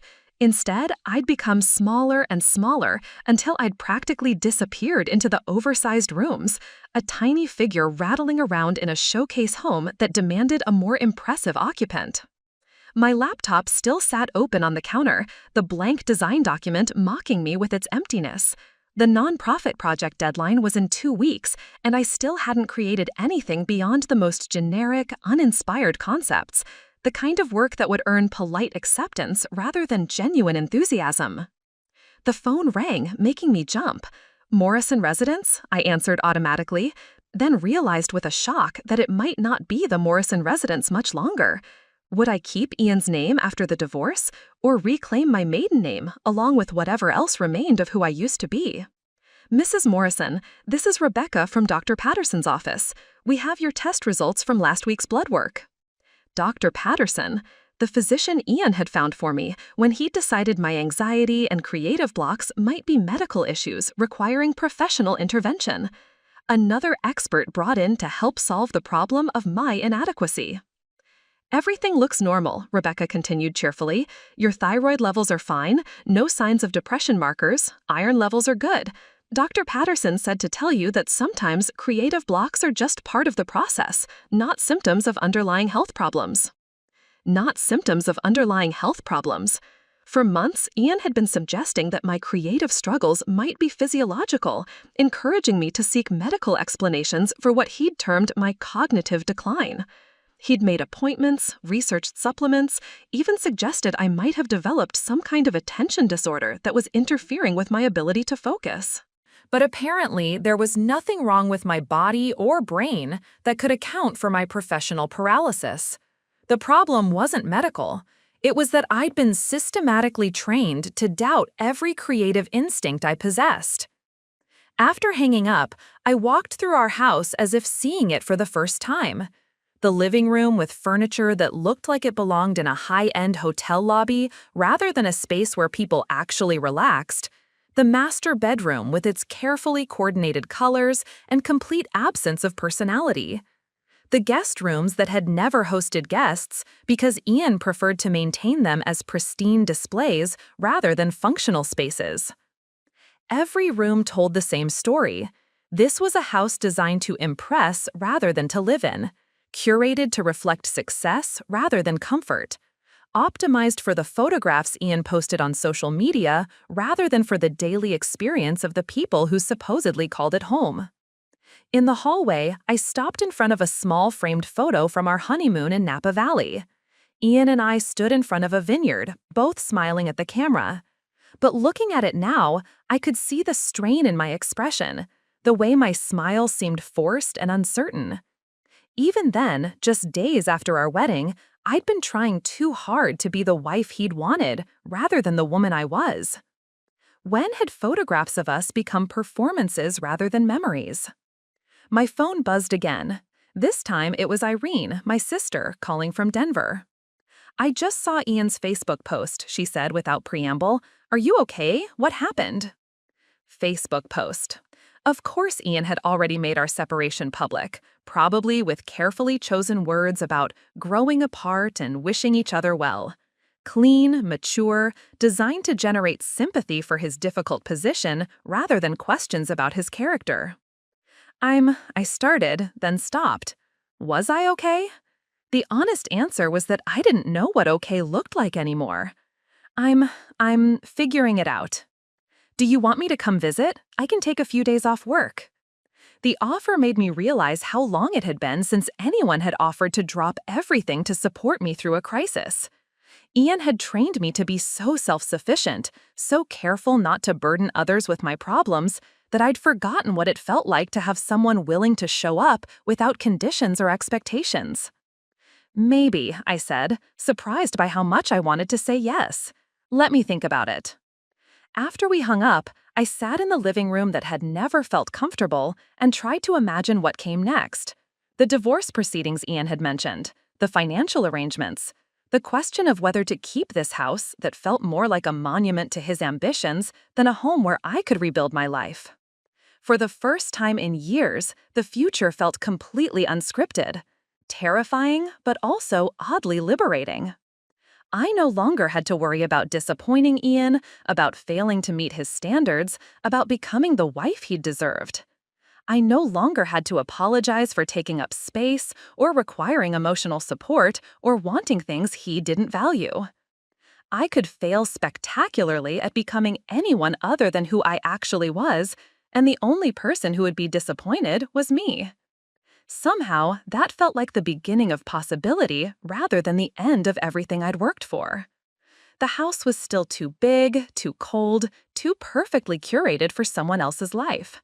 But for the first time in 4 years, it was also completely mine to figure out. Curtis arrived at my door exactly 3 days after Ian left, carrying a leather briefcase and wearing the kind of smile that was meant to be reassuring, but felt more like preparation for surgery without anesthesia. "Thea, I'm so sorry about all this," he said, stepping into the foyer without waiting for an invitation. "Ian asked me to handle the paperwork personally. He wants this to be as smooth as possible for both of you." Smooth for both of us. I led Curtis into the living room, watching him appraise the expensive furniture and carefully curated artwork with the calculating gaze of someone mentally tallying assets. "Ian's being very generous," Curtis continued, settling into the designer armchair that had cost more than my old car. "Leaving you the house, covering all the legal fees, even maintaining your health insurance through the end of the year. Most men wouldn't be so considerate during a separation." Considerate? The word sat strangely against the memory of Ian's clinical delivery of my fundamental inadequacy just days before. But apparently, generosity in divorce proceedings could retroactively transform cruelty into kindness. "He mentioned you've been struggling professionally," Curtis added, pulling documents from his briefcase. "The agreement reflects that reality. No alimony expectations, given your limited earning potential in the current market." Limited earning potential. My freelance design business, which had once supported me comfortably, reframed as evidence of professional failure rather than the systematic undermining of my creative confidence. "Of course, if your circumstances improve significantly, Ian's open to renegotiating the terms," Curtis said, spreading papers across the coffee table like he was dealing cards. "But given your recent performance issues, he thinks it's more realistic to assume you'll need time to get back on your feet." Performance issues. I stared at the divorce documents, each page dense with legal language that reduced 4 years of marriage to financial calculations and asset distribution. No mention of emotional manipulation, no accounting for the systematic erosion of self-worth. Just cold numbers that told the story of a failed wife who'd been fortunate to receive such generous treatment from her patient, successful husband. "This section covers the house transfer," Curtis explained, pointing to a paragraph filled with property law terminology. "Ian's removing his name from the deed entirely. Very unusual, honestly. Most people would want to maintain some equity in a property this valuable." I looked around the living room with its neutral palette and hotel lobby aesthetic. Valuable, certainly, but valuable to whom? I'd never chosen any of this furniture, never had input on the color scheme, never felt comfortable in these rooms that were designed to impress rather than welcome. "There is one small complication," Curtis said, his tone shifting slightly. "The mortgage company requires updated income verification for the transfer. They'll need tax returns, bank statements, proof of ongoing earning capacity." Ongoing earning capacity? The non-profit project still sat unfinished on my laptop, a daily reminder that I could no longer access the creative abilities that had once defined my professional identity. "How recent do the income statements need to be?" I asked, already knowing the answer would be problematic. "Last 6 months, preferably. They want to ensure you can maintain the property taxes, insurance, utilities. It's a significant monthly obligation, Thea. Are you confident you can handle it long-term?" The question hung in the air like an accusation. Could I handle it? I'd been barely handling anything lately, creatively or financially. The house that Ian presented as generous compensation might actually be an elegant trap, too expensive for me to maintain, but too valuable to sell without significant capital gains taxes. "I'll need to review my accounts," I said, though we both knew what that reveal would reveal. Curtis nodded sympathetically. "Ian mentioned you might want to consider downsizing, something more manageable. He'd be happy to help you find a realtor when you're ready." When you're ready. The phrasing suggested inevitability rather than choice. Of course I'd need to downsize. Of course this house was beyond my limited capabilities. Of course Ian's generous gift would ultimately prove too much for me to handle, reinforcing his narrative about my fundamental inadequacy. The other consideration, Curtis continued, is your business situation. The IRS classification for your freelance work affects the property transfer. Right now, you're classified as a sole proprietor, which provides certain tax advantages. But if your income drops below viability thresholds... He trailed off, letting me fill in the implications. If I couldn't resurrect my design business, if I couldn't land clients willing to pay professional rates, if I couldn't overcome the creative paralysis that had been building for months, then even the tax structure of my work would become another liability. Ian suggested you might want to consider transitioning to traditional employment, Curtis said. More stable income, benefits, regular schedule might be better suited to your current situation. Traditional employment. A regular job with a boss, set hours, creative decisions made by committee. Everything I'd left behind when I'd started my freelance business, back when I'd believed in my ability to build something meaningful and independent. What kind of timeline are we looking at? I asked. Ian's eager to finalize everything quickly. Clean break, fresh starts for everyone involved. Emily's been very understanding, but they're ready to move forward with their plans. Emily's been understanding. Of course, their new life together was being delayed by the inconvenient logistics of Ian's previous marriage.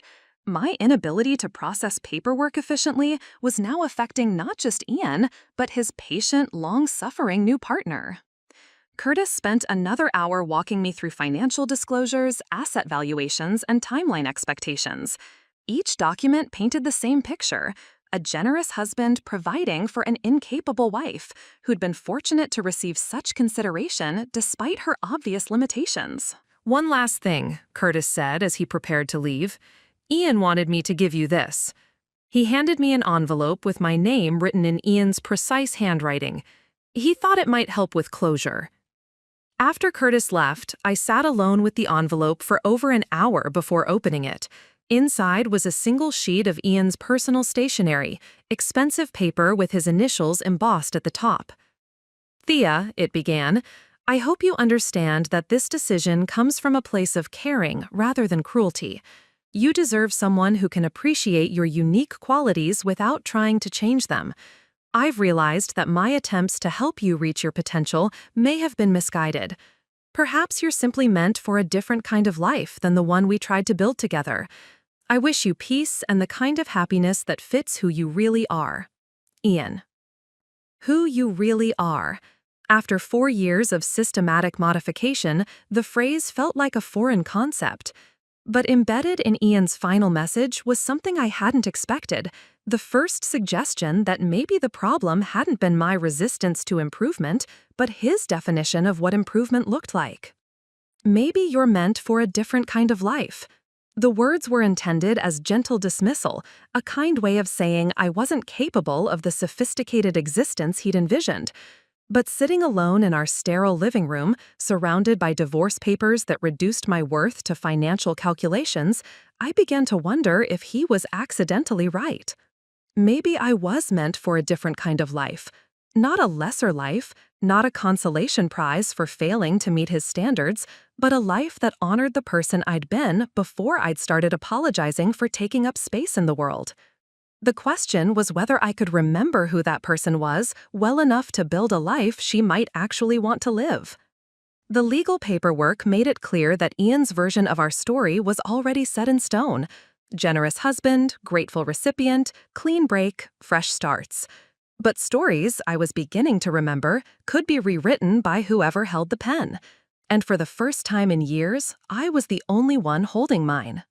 The first thing I did after Curtis left was order Thai food so spicy it made my eyes water. Not because I was trying to prove anything, but because I suddenly remembered loving the burn of chilies on my tongue, the way heat could wake up taste buds that had been dulled by years of sophisticated cuisine. I ate it sitting on the floor of my living room instead of at the formal dining table, using chopsticks I found buried in a kitchen drawer behind the specialized serving utensils Ian had insisted we needed for entertaining. The takeout container looked beautifully out of place against the neutral carpet, a splash of real color in a room designed to photograph well rather than to live in. Small rebellions, but they felt like reclamations. The next morning, I called the nonprofit director about the logo project I'd been paralyzed over for weeks. "I know this is unprofessional," I said, my voice shaking slightly, "but I need to start over completely. The concepts I've been developing don't capture what you're actually looking for. They're technically competent, but emotionally empty." I braced myself for disappointment, for the polite dismissal that would confirm Ian's assessment of my professional inadequacy. Instead, she laughed. "Thank God, I was trying to tell you the same thing. Those designs felt like they could belong to any organization. Where's the joy you talked about in our initial meeting?" Joy? When had I stopped designing with joy? "Give me 2 weeks," I said. "Let me try something completely different." That afternoon, I drove to Powell's Books for the first time in over a year. Ian had discouraged my browsing habits there, claiming that independent bookstores were financially irresponsible when everything was available online for less money. But I'd missed the smell of old paper and new possibilities, the way random book discoveries could spark unexpected creative connections. I spent 3 hours wandering the stacks, pulling books that caught my interest rather than ones that would look impressive on coffee tables. Poetry collections I'd never heard of, biographies of artists who'd lived messy, authentic lives, design books from small publishers that celebrated risk-taking over commercial success. In the graphic design section, I found a book about community-based art projects and felt something stir that I'd almost forgotten: the excitement of creative problem-solving, the satisfaction of visual solutions that served real people rather than abstract business objectives. I bought 7 books and carried them home like treasures. That evening, instead of forcing myself to work on the nonprofit project, I did something I hadn't done in years. I sketched for pleasure. No client brief, no strategic objectives, no concern for professional standards. Just pen on paper, letting my hand follow impulses I'd trained myself to suppress.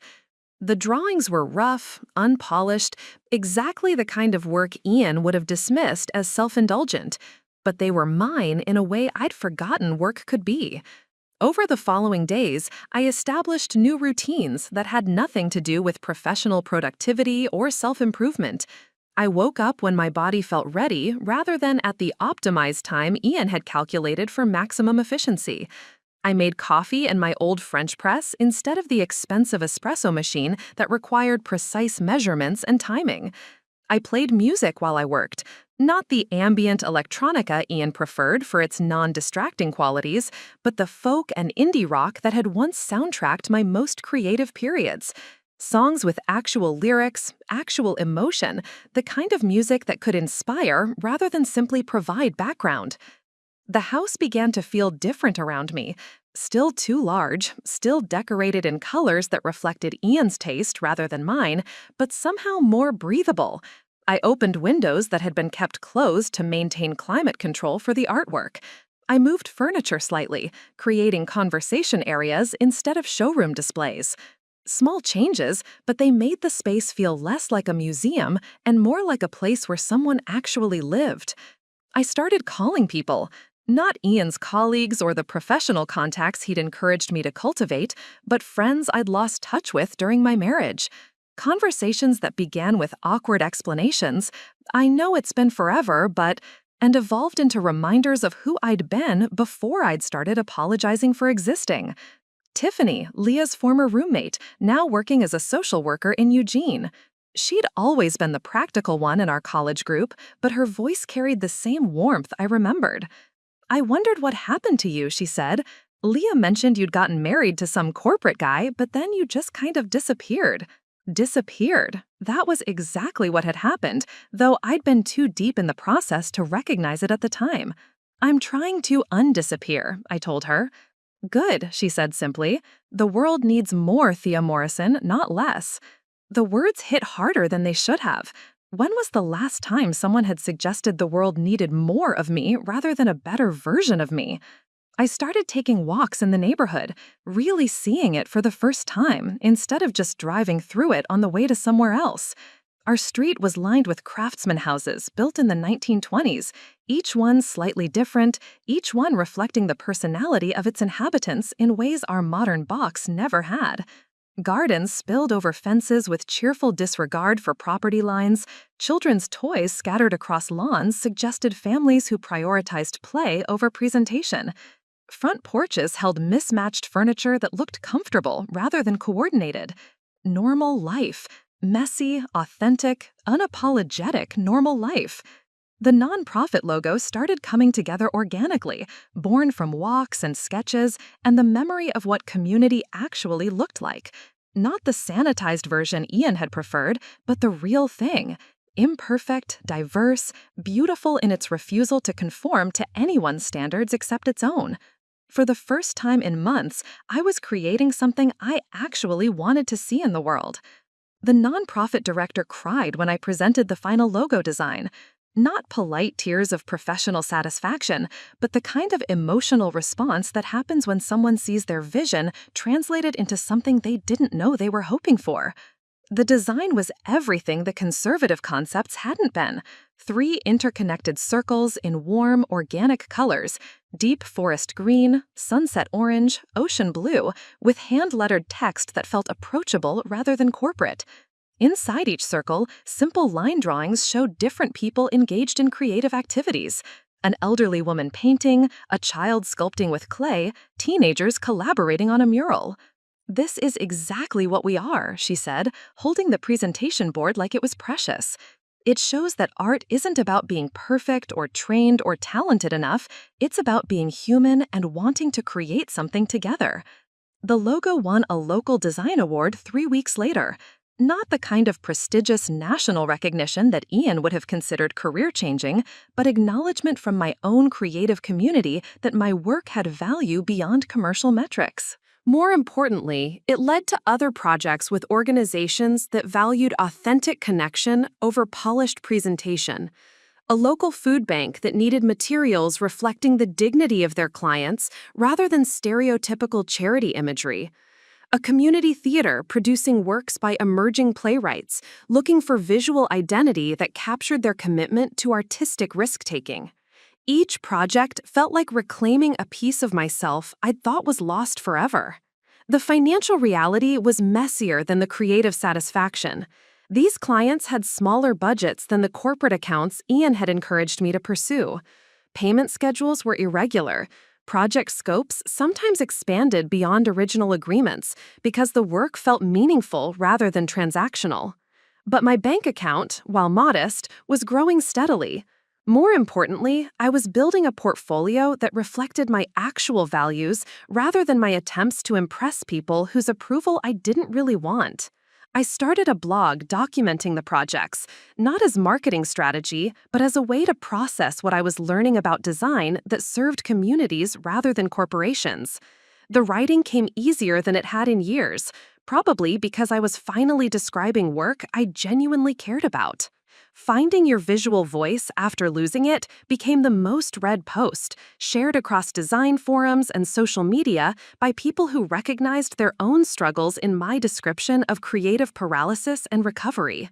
Comments poured in from other freelancers who'd experienced similar professional crises, designers who'd become so focused on client satisfaction that they'd forgotten their own aesthetic instincts. Artists who'd spent years creating work that paid well but left them feeling empty. "Your story made me realize I haven't loved a single project in 2 years," one commenter wrote. "I thought that was just professionalism, but maybe it's professional suicide."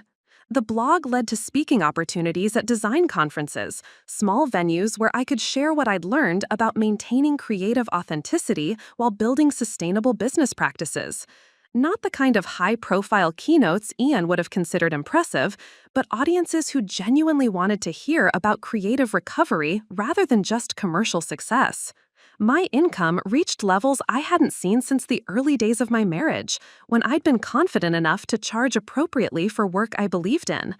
But more significant than the financial stability was the return of creative energy that had been dormant for so long I'd forgotten it existed. I started taking on passion projects again, pro bono work for causes that mattered to me, experimental designs that pushed my skills in directions that felt personally meaningful rather than professionally strategic. The community garden logo I'd created years before Ian became the inspiration for a series exploring how visual identity could celebrate local food systems and environmental sustainability. The work was getting noticed not just locally, but by organizations across the Pacific Northwest looking for designers who understood community engagement rather than corporate positioning. My calendar filled with projects that felt more like collaborative art than traditional client services. 6 months after Ian left, I was earning more money, working with more interesting clients, and creating more meaningful work than I had during the final 2 years of our marriage. The creative drought that had convinced both of us I was professionally failing turned out to be the result of trying to force my work into shapes that had never fit my actual abilities. When I finally allowed myself to create from authentic motivation rather than external expectations, the creative well that had seemed permanently dry began flowing again with surprising abundance. The house that had felt too expensive to maintain was now comfortably affordable. The mortgage that Curtis had worried I couldn't handle was being paid ahead of schedule. The financial instability Ian had predicted turned out to be another way he'd underestimated my capabilities when I was allowed to operate from my actual strengths rather than trying to compensate for manufactured weaknesses. But the most unexpected success wasn't professional or financial. It was the return of something I'd almost forgotten, the simple pleasure of waking up excited about the work I was going to do that day. For the first time in years, I was building something that felt like it belonged to me, rather than trying to inhabit someone else's definition of what my life should look like. The irony wasn't lost on me. Ian had left because I was too broken to fix, too professionally inadequate to be worth the continued investment of his patience and guidance. But apparently, I'd never been broken. I'd just been trying to bloom in the wrong kind of soil. Given the right conditions, authentic, creative challenges, clients who valued collaboration over compliance, work that served real human needs rather than abstract business objectives, I was flourishing in ways that surprised even me. The woman Ian had tried so hard to improve had been perfectly capable of success all along. She just needed to be allowed to define success for herself. I learned about Ian's new life the way most people learn about their exes these days, through carefully curated social media posts that told a story almost too perfect to be believable. The Pearl District apartment he shared with Emily was a masterpiece of modern minimalism, all clean lines and expensive fixtures photographed with professional lighting. Ian stood in the center of these pristine spaces with the same confident smile I'd once found so attractive, now holding Emily's hand as she gazed up at him with the kind of adoration I recognized from my own early photographs. "New beginnings with this amazing woman," read the caption under a photo of them at some charity gala, Emily wearing a black dress that could have come from the same boutique where Ian had once steered me toward appropriate choices. She looked elegant, sophisticated, everything Ian had spent years trying to help me become. But I'd learned to read the language of Ian's social media presentations. The apartment, while beautiful, was staged with the same sterile perfection that had characterized our house, more concerned with impression management than actual comfort. Emily's smile, while bright, held the same tension around the edges that I'd developed during our marriage, the look of someone working very hard to be worthy of the life she was being offered. The details that others might miss jumped out at me with uncomfortable familiarity. Emily's clothes in every photo were clearly selected by Ian, the same color palette he'd preferred on me, the same conservative styling that prioritized elegance over personal expression. Her hairstyle had evolved over the months from something casual and individual to the kind of polished look that photographed well but required daily maintenance. In earlier posts, Emily had appeared in what were obviously her own clothes, a vintage band t-shirt here, a brightly colored scarf there, small signs of personality that had made her look approachable and genuine. But as their relationship progressed through the timeline of Ian's Instagram account, those personal touches disappeared, replaced by the uniform sophistication that I recognized as Ian's aesthetic preferences. The most telling detail was in a post from their 3-month anniversary dinner. Emily sat across from Ian at an expensive restaurant, smiling dutifully while he held up a wine glass and a toast. But her hands were clenched in her lap, knuckles white with tension that contradicted her serene expression. I recognized that grip, the physical manifestation of trying very hard to be the right kind of grateful for experiences that felt more like performances than pleasures. Ian's captions had shifted too, in ways that would be invisible to casual observers, but felt painfully familiar to me.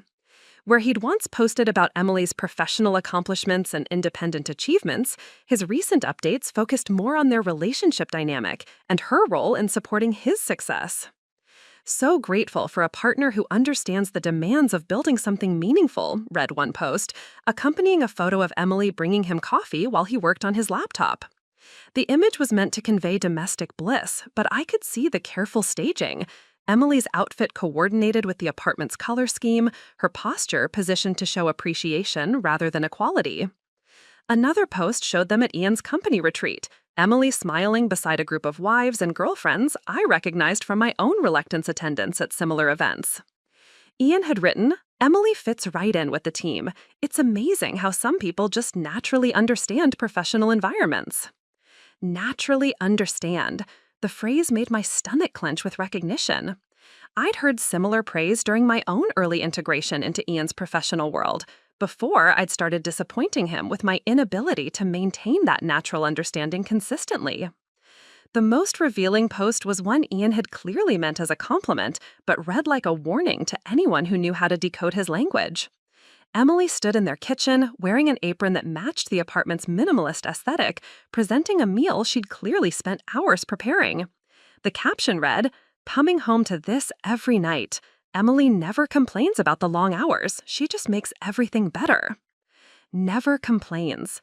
I'd heard that phrase applied to me too, in the early days when my accommodating nature had seemed like a positive quality rather than a warning sign of systematic self-erasure. But the most unsettling detail was in the background of these domestic scenes. Emily's laptop sat closed on the counter, pushed aside to make room for the elaborate cooking project. Her work materials, the creative briefs and client folders that had once figured prominently in Ian's posts about her professional success, were nowhere to be seen. I'd checked Emily's own social media accounts, finding them increasingly sparse and generic. Where she'd once posted about client wins and creative challenges, her recent updates were almost exclusively photos of the meals she'd cooked, the apartment she'd helped organize, the events she'd attended as Ian's supportive partner. Her bio still listed her as a marketing strategist, but her last post about an actual work project was from 2 months ago. Everything since then had been relationship-focused, as if her professional identity was gradually being absorbed into her role as Ian's girlfriend. The transformation was happening faster than it had with me, probably because Ian had learned from our relationship what worked and what didn't. Why spend years gradually reshaping someone when you could accelerate the process with the lessons learned from your previous attempts at improvement? Emily was being systematically edited with the efficiency of someone who'd perfected the technique through practice. The saddest part was how proud Ian seemed of the results. His posts radiated the satisfaction of someone who'd finally found a partner willing to be molded into his ideal companion. Emily appeared to be succeeding where I had failed, gracefully accepting his guidance, effortlessly meeting his standards, naturally understanding what he needed from a relationship. But I'd succeeded too at first. The early months of our relationship had been filled with Ian's similar pride in how well I was adapting to his world, how naturally I seemed to understand what he needed from a partner. The failure had come later, when the performance became too exhausting to maintain, and my authentic self had started pushing back against the careful construction he'd helped me build. Emily's failure would come too, because it always did. You can only edit yourself for so long before the authentic person underneath starts fighting for air. The only question was how much of herself she'd lose in the process, and whether she'd have enough left to rebuild when the inevitable collapse came. The phone call came on a Tuesday morning in October, 8 months after Ian had walked out of our kitchen with his expensive luggage and his clinical assessment of my fundamental inadequacy. I was at my drafting table, working on a series of illustrations for a children's literacy nonprofit, when an unknown number flashed across my screen. Hello? I answered, expecting a robocall or wrong number. Thea? The voice was barely above a whisper, shaky and unfamiliar. This is Emily Chen. I got your number from the office directory. I hope that's okay. Emily. The name hit like ice water, bringing with it a flood of complicated emotions I'd spent months processing through therapy and creative work. The perfect woman Ian had left me for, the standard against which I'd been measured and found wanting for over a year of my marriage. I know this is strange, she continued, her words coming in rushed, uneven bursts. I know you probably hate me. I wouldn't blame you if you hung up, but I didn't know who else to call.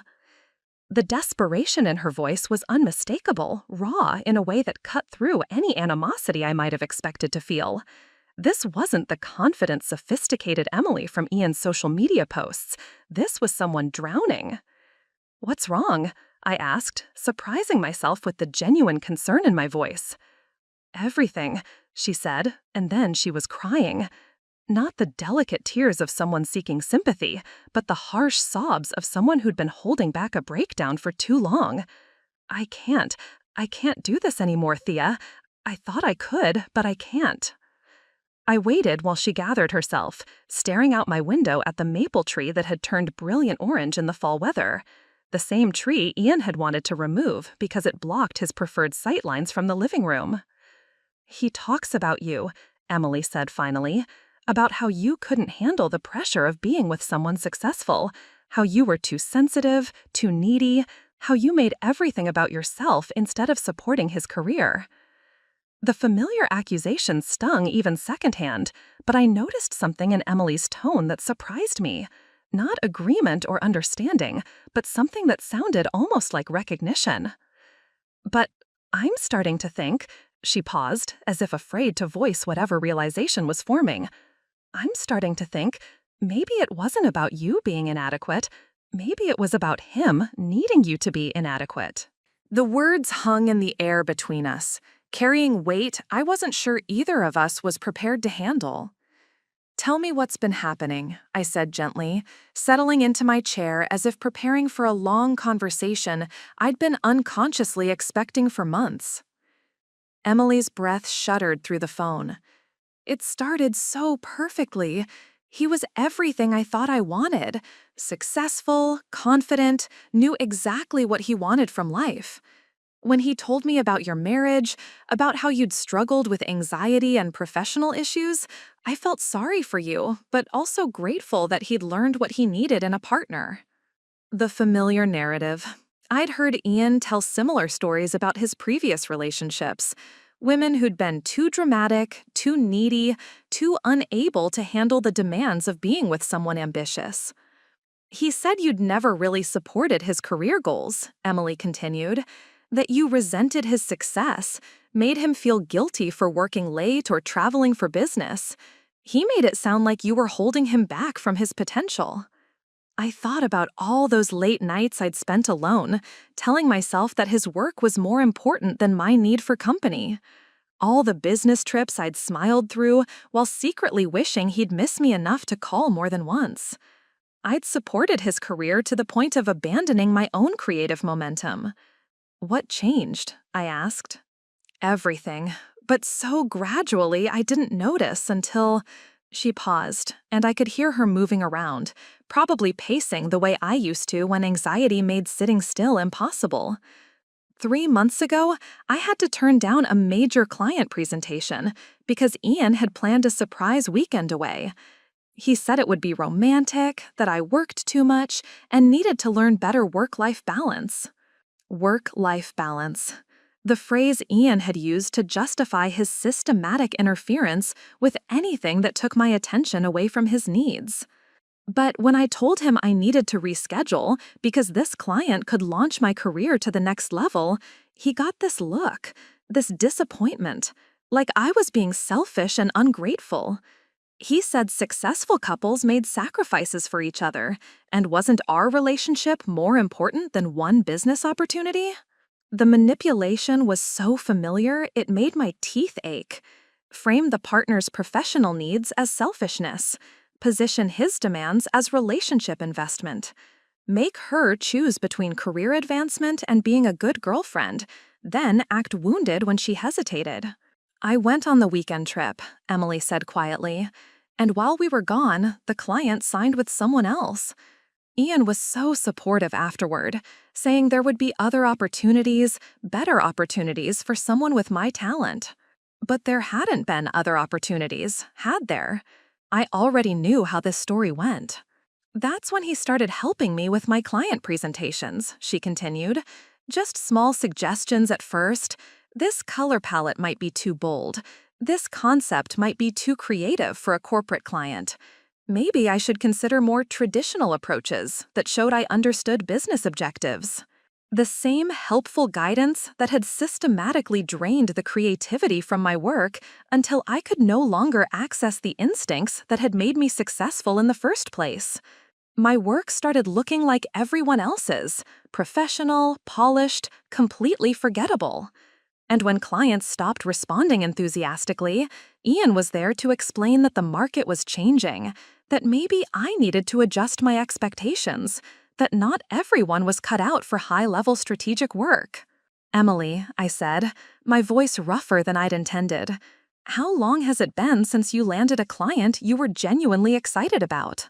The silence stretched so long, I wondered if she'd hung up. 4 months, she whispered finally. And Ian keeps saying it's just a rough patch, that maybe I should consider joining a firm instead of trying to maintain my own practice. More stability, better benefits, less stress about business development.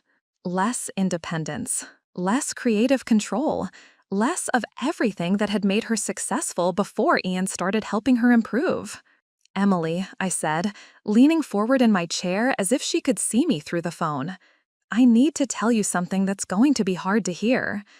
Ian didn't leave me because I was broken. He left because I was starting to remember who I was before he convinced me I needed fixing. The silence on the other end stretched long enough that I wondered if I'd lost her. "What do you mean?" she asked finally, her voice small and uncertain.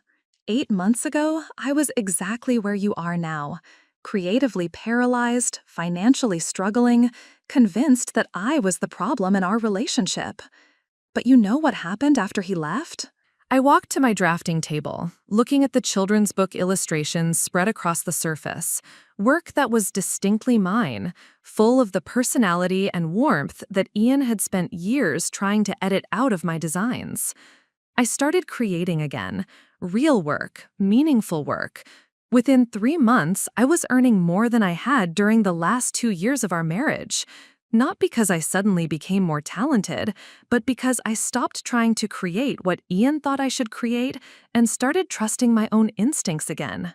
"That's impossible," Emily said, but her voice carried hope rather than disbelief. "He said you were barely functional after the divorce, that you'd probably have to sell the house, maybe move back with family." "Emily, I paid off 6 months of my mortgage early last month. I turned down 3 client projects this week because my calendar is completely booked through February. The nonprofit logo that Ian said was too playful for serious clients won a regional design award and led to more work than I can handle." I could hear her breathing change, becoming deeper, more steady. "But how is that possible? He was just trying to help us become more professional, more marketable." "No," I said firmly. "He was systematically destroying our confidence so we'd become dependent on his approval. Think about it, Emily.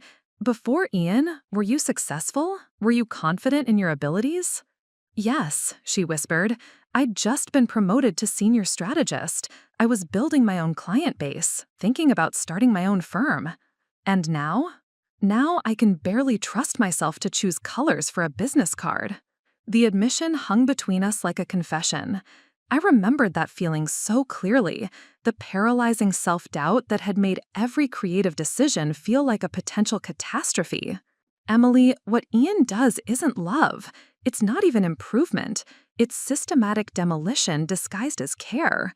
He finds successful, confident women and slowly convinces them they're failing at everything they used to excel at. But why? The question came out broken, confused. What does he get from that? Control. A partner who's so grateful for his patience with their inadequacies that they'll never question his needs, his priorities, his version of reality. Someone who believes they're lucky to have him instead of someone who knows their own worth.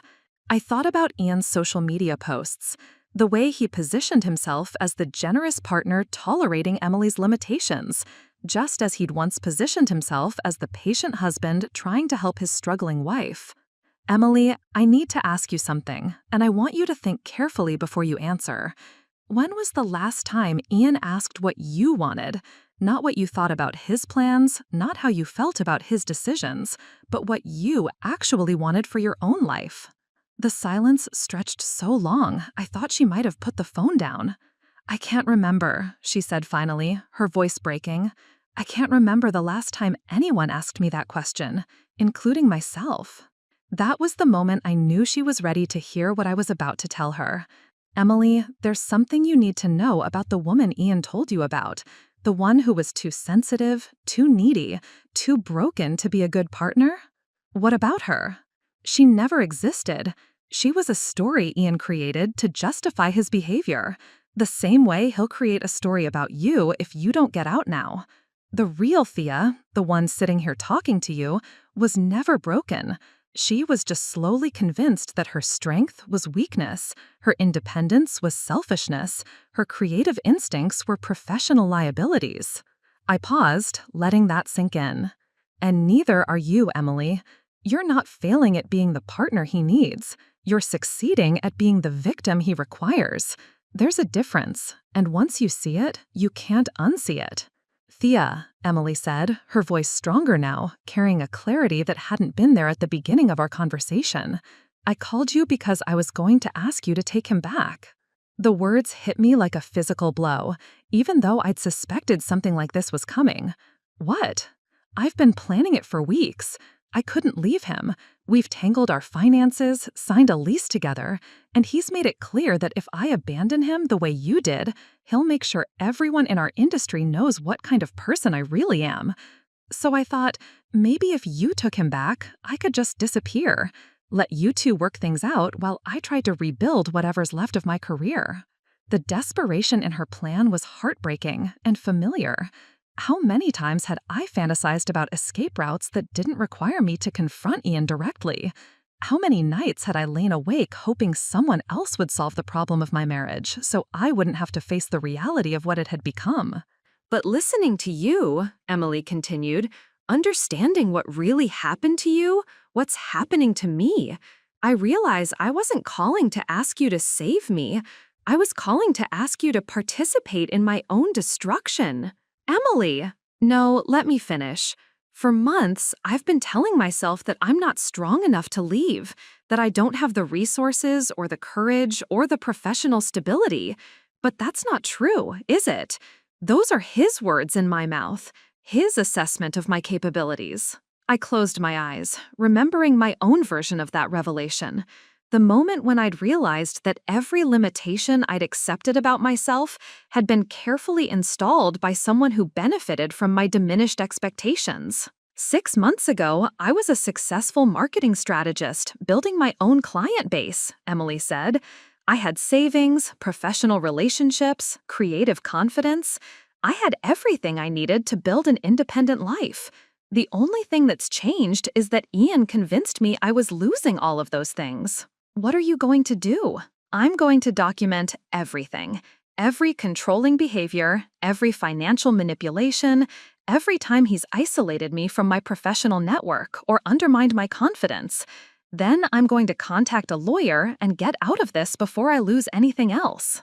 The strength in her voice reminded me of something I'd almost forgotten. What I'd sounded like before Ian had taught me to doubt every word that came out of my mouth. And Thea, I owe you an apology. Not for Ian leaving you. That wasn't my choice and it wasn't my responsibility. But for believing his version of who you were, instead of questioning why a man would speak so dismissively about someone he'd promised to love. The apology meant more than she probably realized. For months, I'd carried the weight of being the cautionary tale in Ian's new relationship, the failed wife whose inadequacies justified whatever treatment Emily received. "You don't need to apologize for believing someone you trusted," I said, "but thank you." "What happens now?" she asked. "Now you take your life back. It won't be easy and it won't be quick, but it's possible. I'm living proof that you can recover from this kind of systematic undermining. You can remember who you were before someone convinced you that you needed improvement." We talked for another hour, sharing practical strategies for documenting financial abuse, rebuilding professional confidence, reconnecting with support systems that had been gradually eroded. By the end of the conversation, Emily sounded like a different person, not the broken woman who'd called begging me to rescue her, but someone who was ready to rescue herself. 3 months later, Emily sent me a photo of her new apartment, small but hers, decorated with the bright colors and eclectic artwork that had been slowly edited out of her life during her relationship with Ian. She'd started her own consulting firm, focusing on helping small businesses develop authentic marketing strategies rather than chasing the corporate clients Ian had convinced her to pursue. "Thank you for not taking him back," her text message read. "Thank you for showing me that broken women don't exist, only women who's been convinced they're broken by people who need them to believe it." Ian, predictably, had moved on quickly. His social media now featured a 24-year-old from his gym, someone young enough to be impressed by his success and inexperienced enough to mistake his control for care. The cycle was beginning again, but this time both Emily and I were outside it, watching from the safety of lives we'd rebuilt without his input or approval. I never did take him back, obviously, not because I was angry, though I had been, but because I finally understood what he'd tried so hard to make me forget. I wasn't broken. I was human. And humans aren't meant to be edited, improved, or optimized by people who can only love conditional versions of who we might become. My house, which Ian had left me as compensation for my inadequacy, became the foundation for a life that was messier, more authentic, and infinitely more satisfying than the carefully curated existence we'd built together. I painted the walls colors that made me happy, rather than colors that photographed well. I filled the rooms with plants and books and artwork from local artists whose work spoke to something in my soul. I built a business around work that mattered to me, rather than work that impressed people whose approval I didn't actually want. I reconnected with friends who valued my authentic self, rather than my ability to enhance their social media presence. Most importantly, I learned to trust my own instincts again, to see my sensitivity as strength rather than weakness, my creative risks as professional assets rather than liabilities. The woman Ian had called too broken to fix had never been broken at all. She'd just been slowly convinced to doubt everything that made her strong, independent, and whole. And once she remembered who she was underneath all that doubt, she turned out to be perfectly capable of building a life worth living. Emily learned the same lesson, and somewhere in the world, other women are learning it too. Because the most powerful thing about surviving someone's attempt to diminish you isn't just the personal recovery, it's the ability to help others recognize that they were never as small as someone needed them to believe. Recovery isn't just personal, it's revolutionary. And sometimes revolution starts with a simple phone call between two women who refuse to believe they were ever broken in the first place. Up next, you've got 2 more standout stories right on your screen. If this one hit the mark, you won't want to pass these up. Just click and check them out. And don't forget to subscribe and turn on the notification bell so you don't miss any upload from us.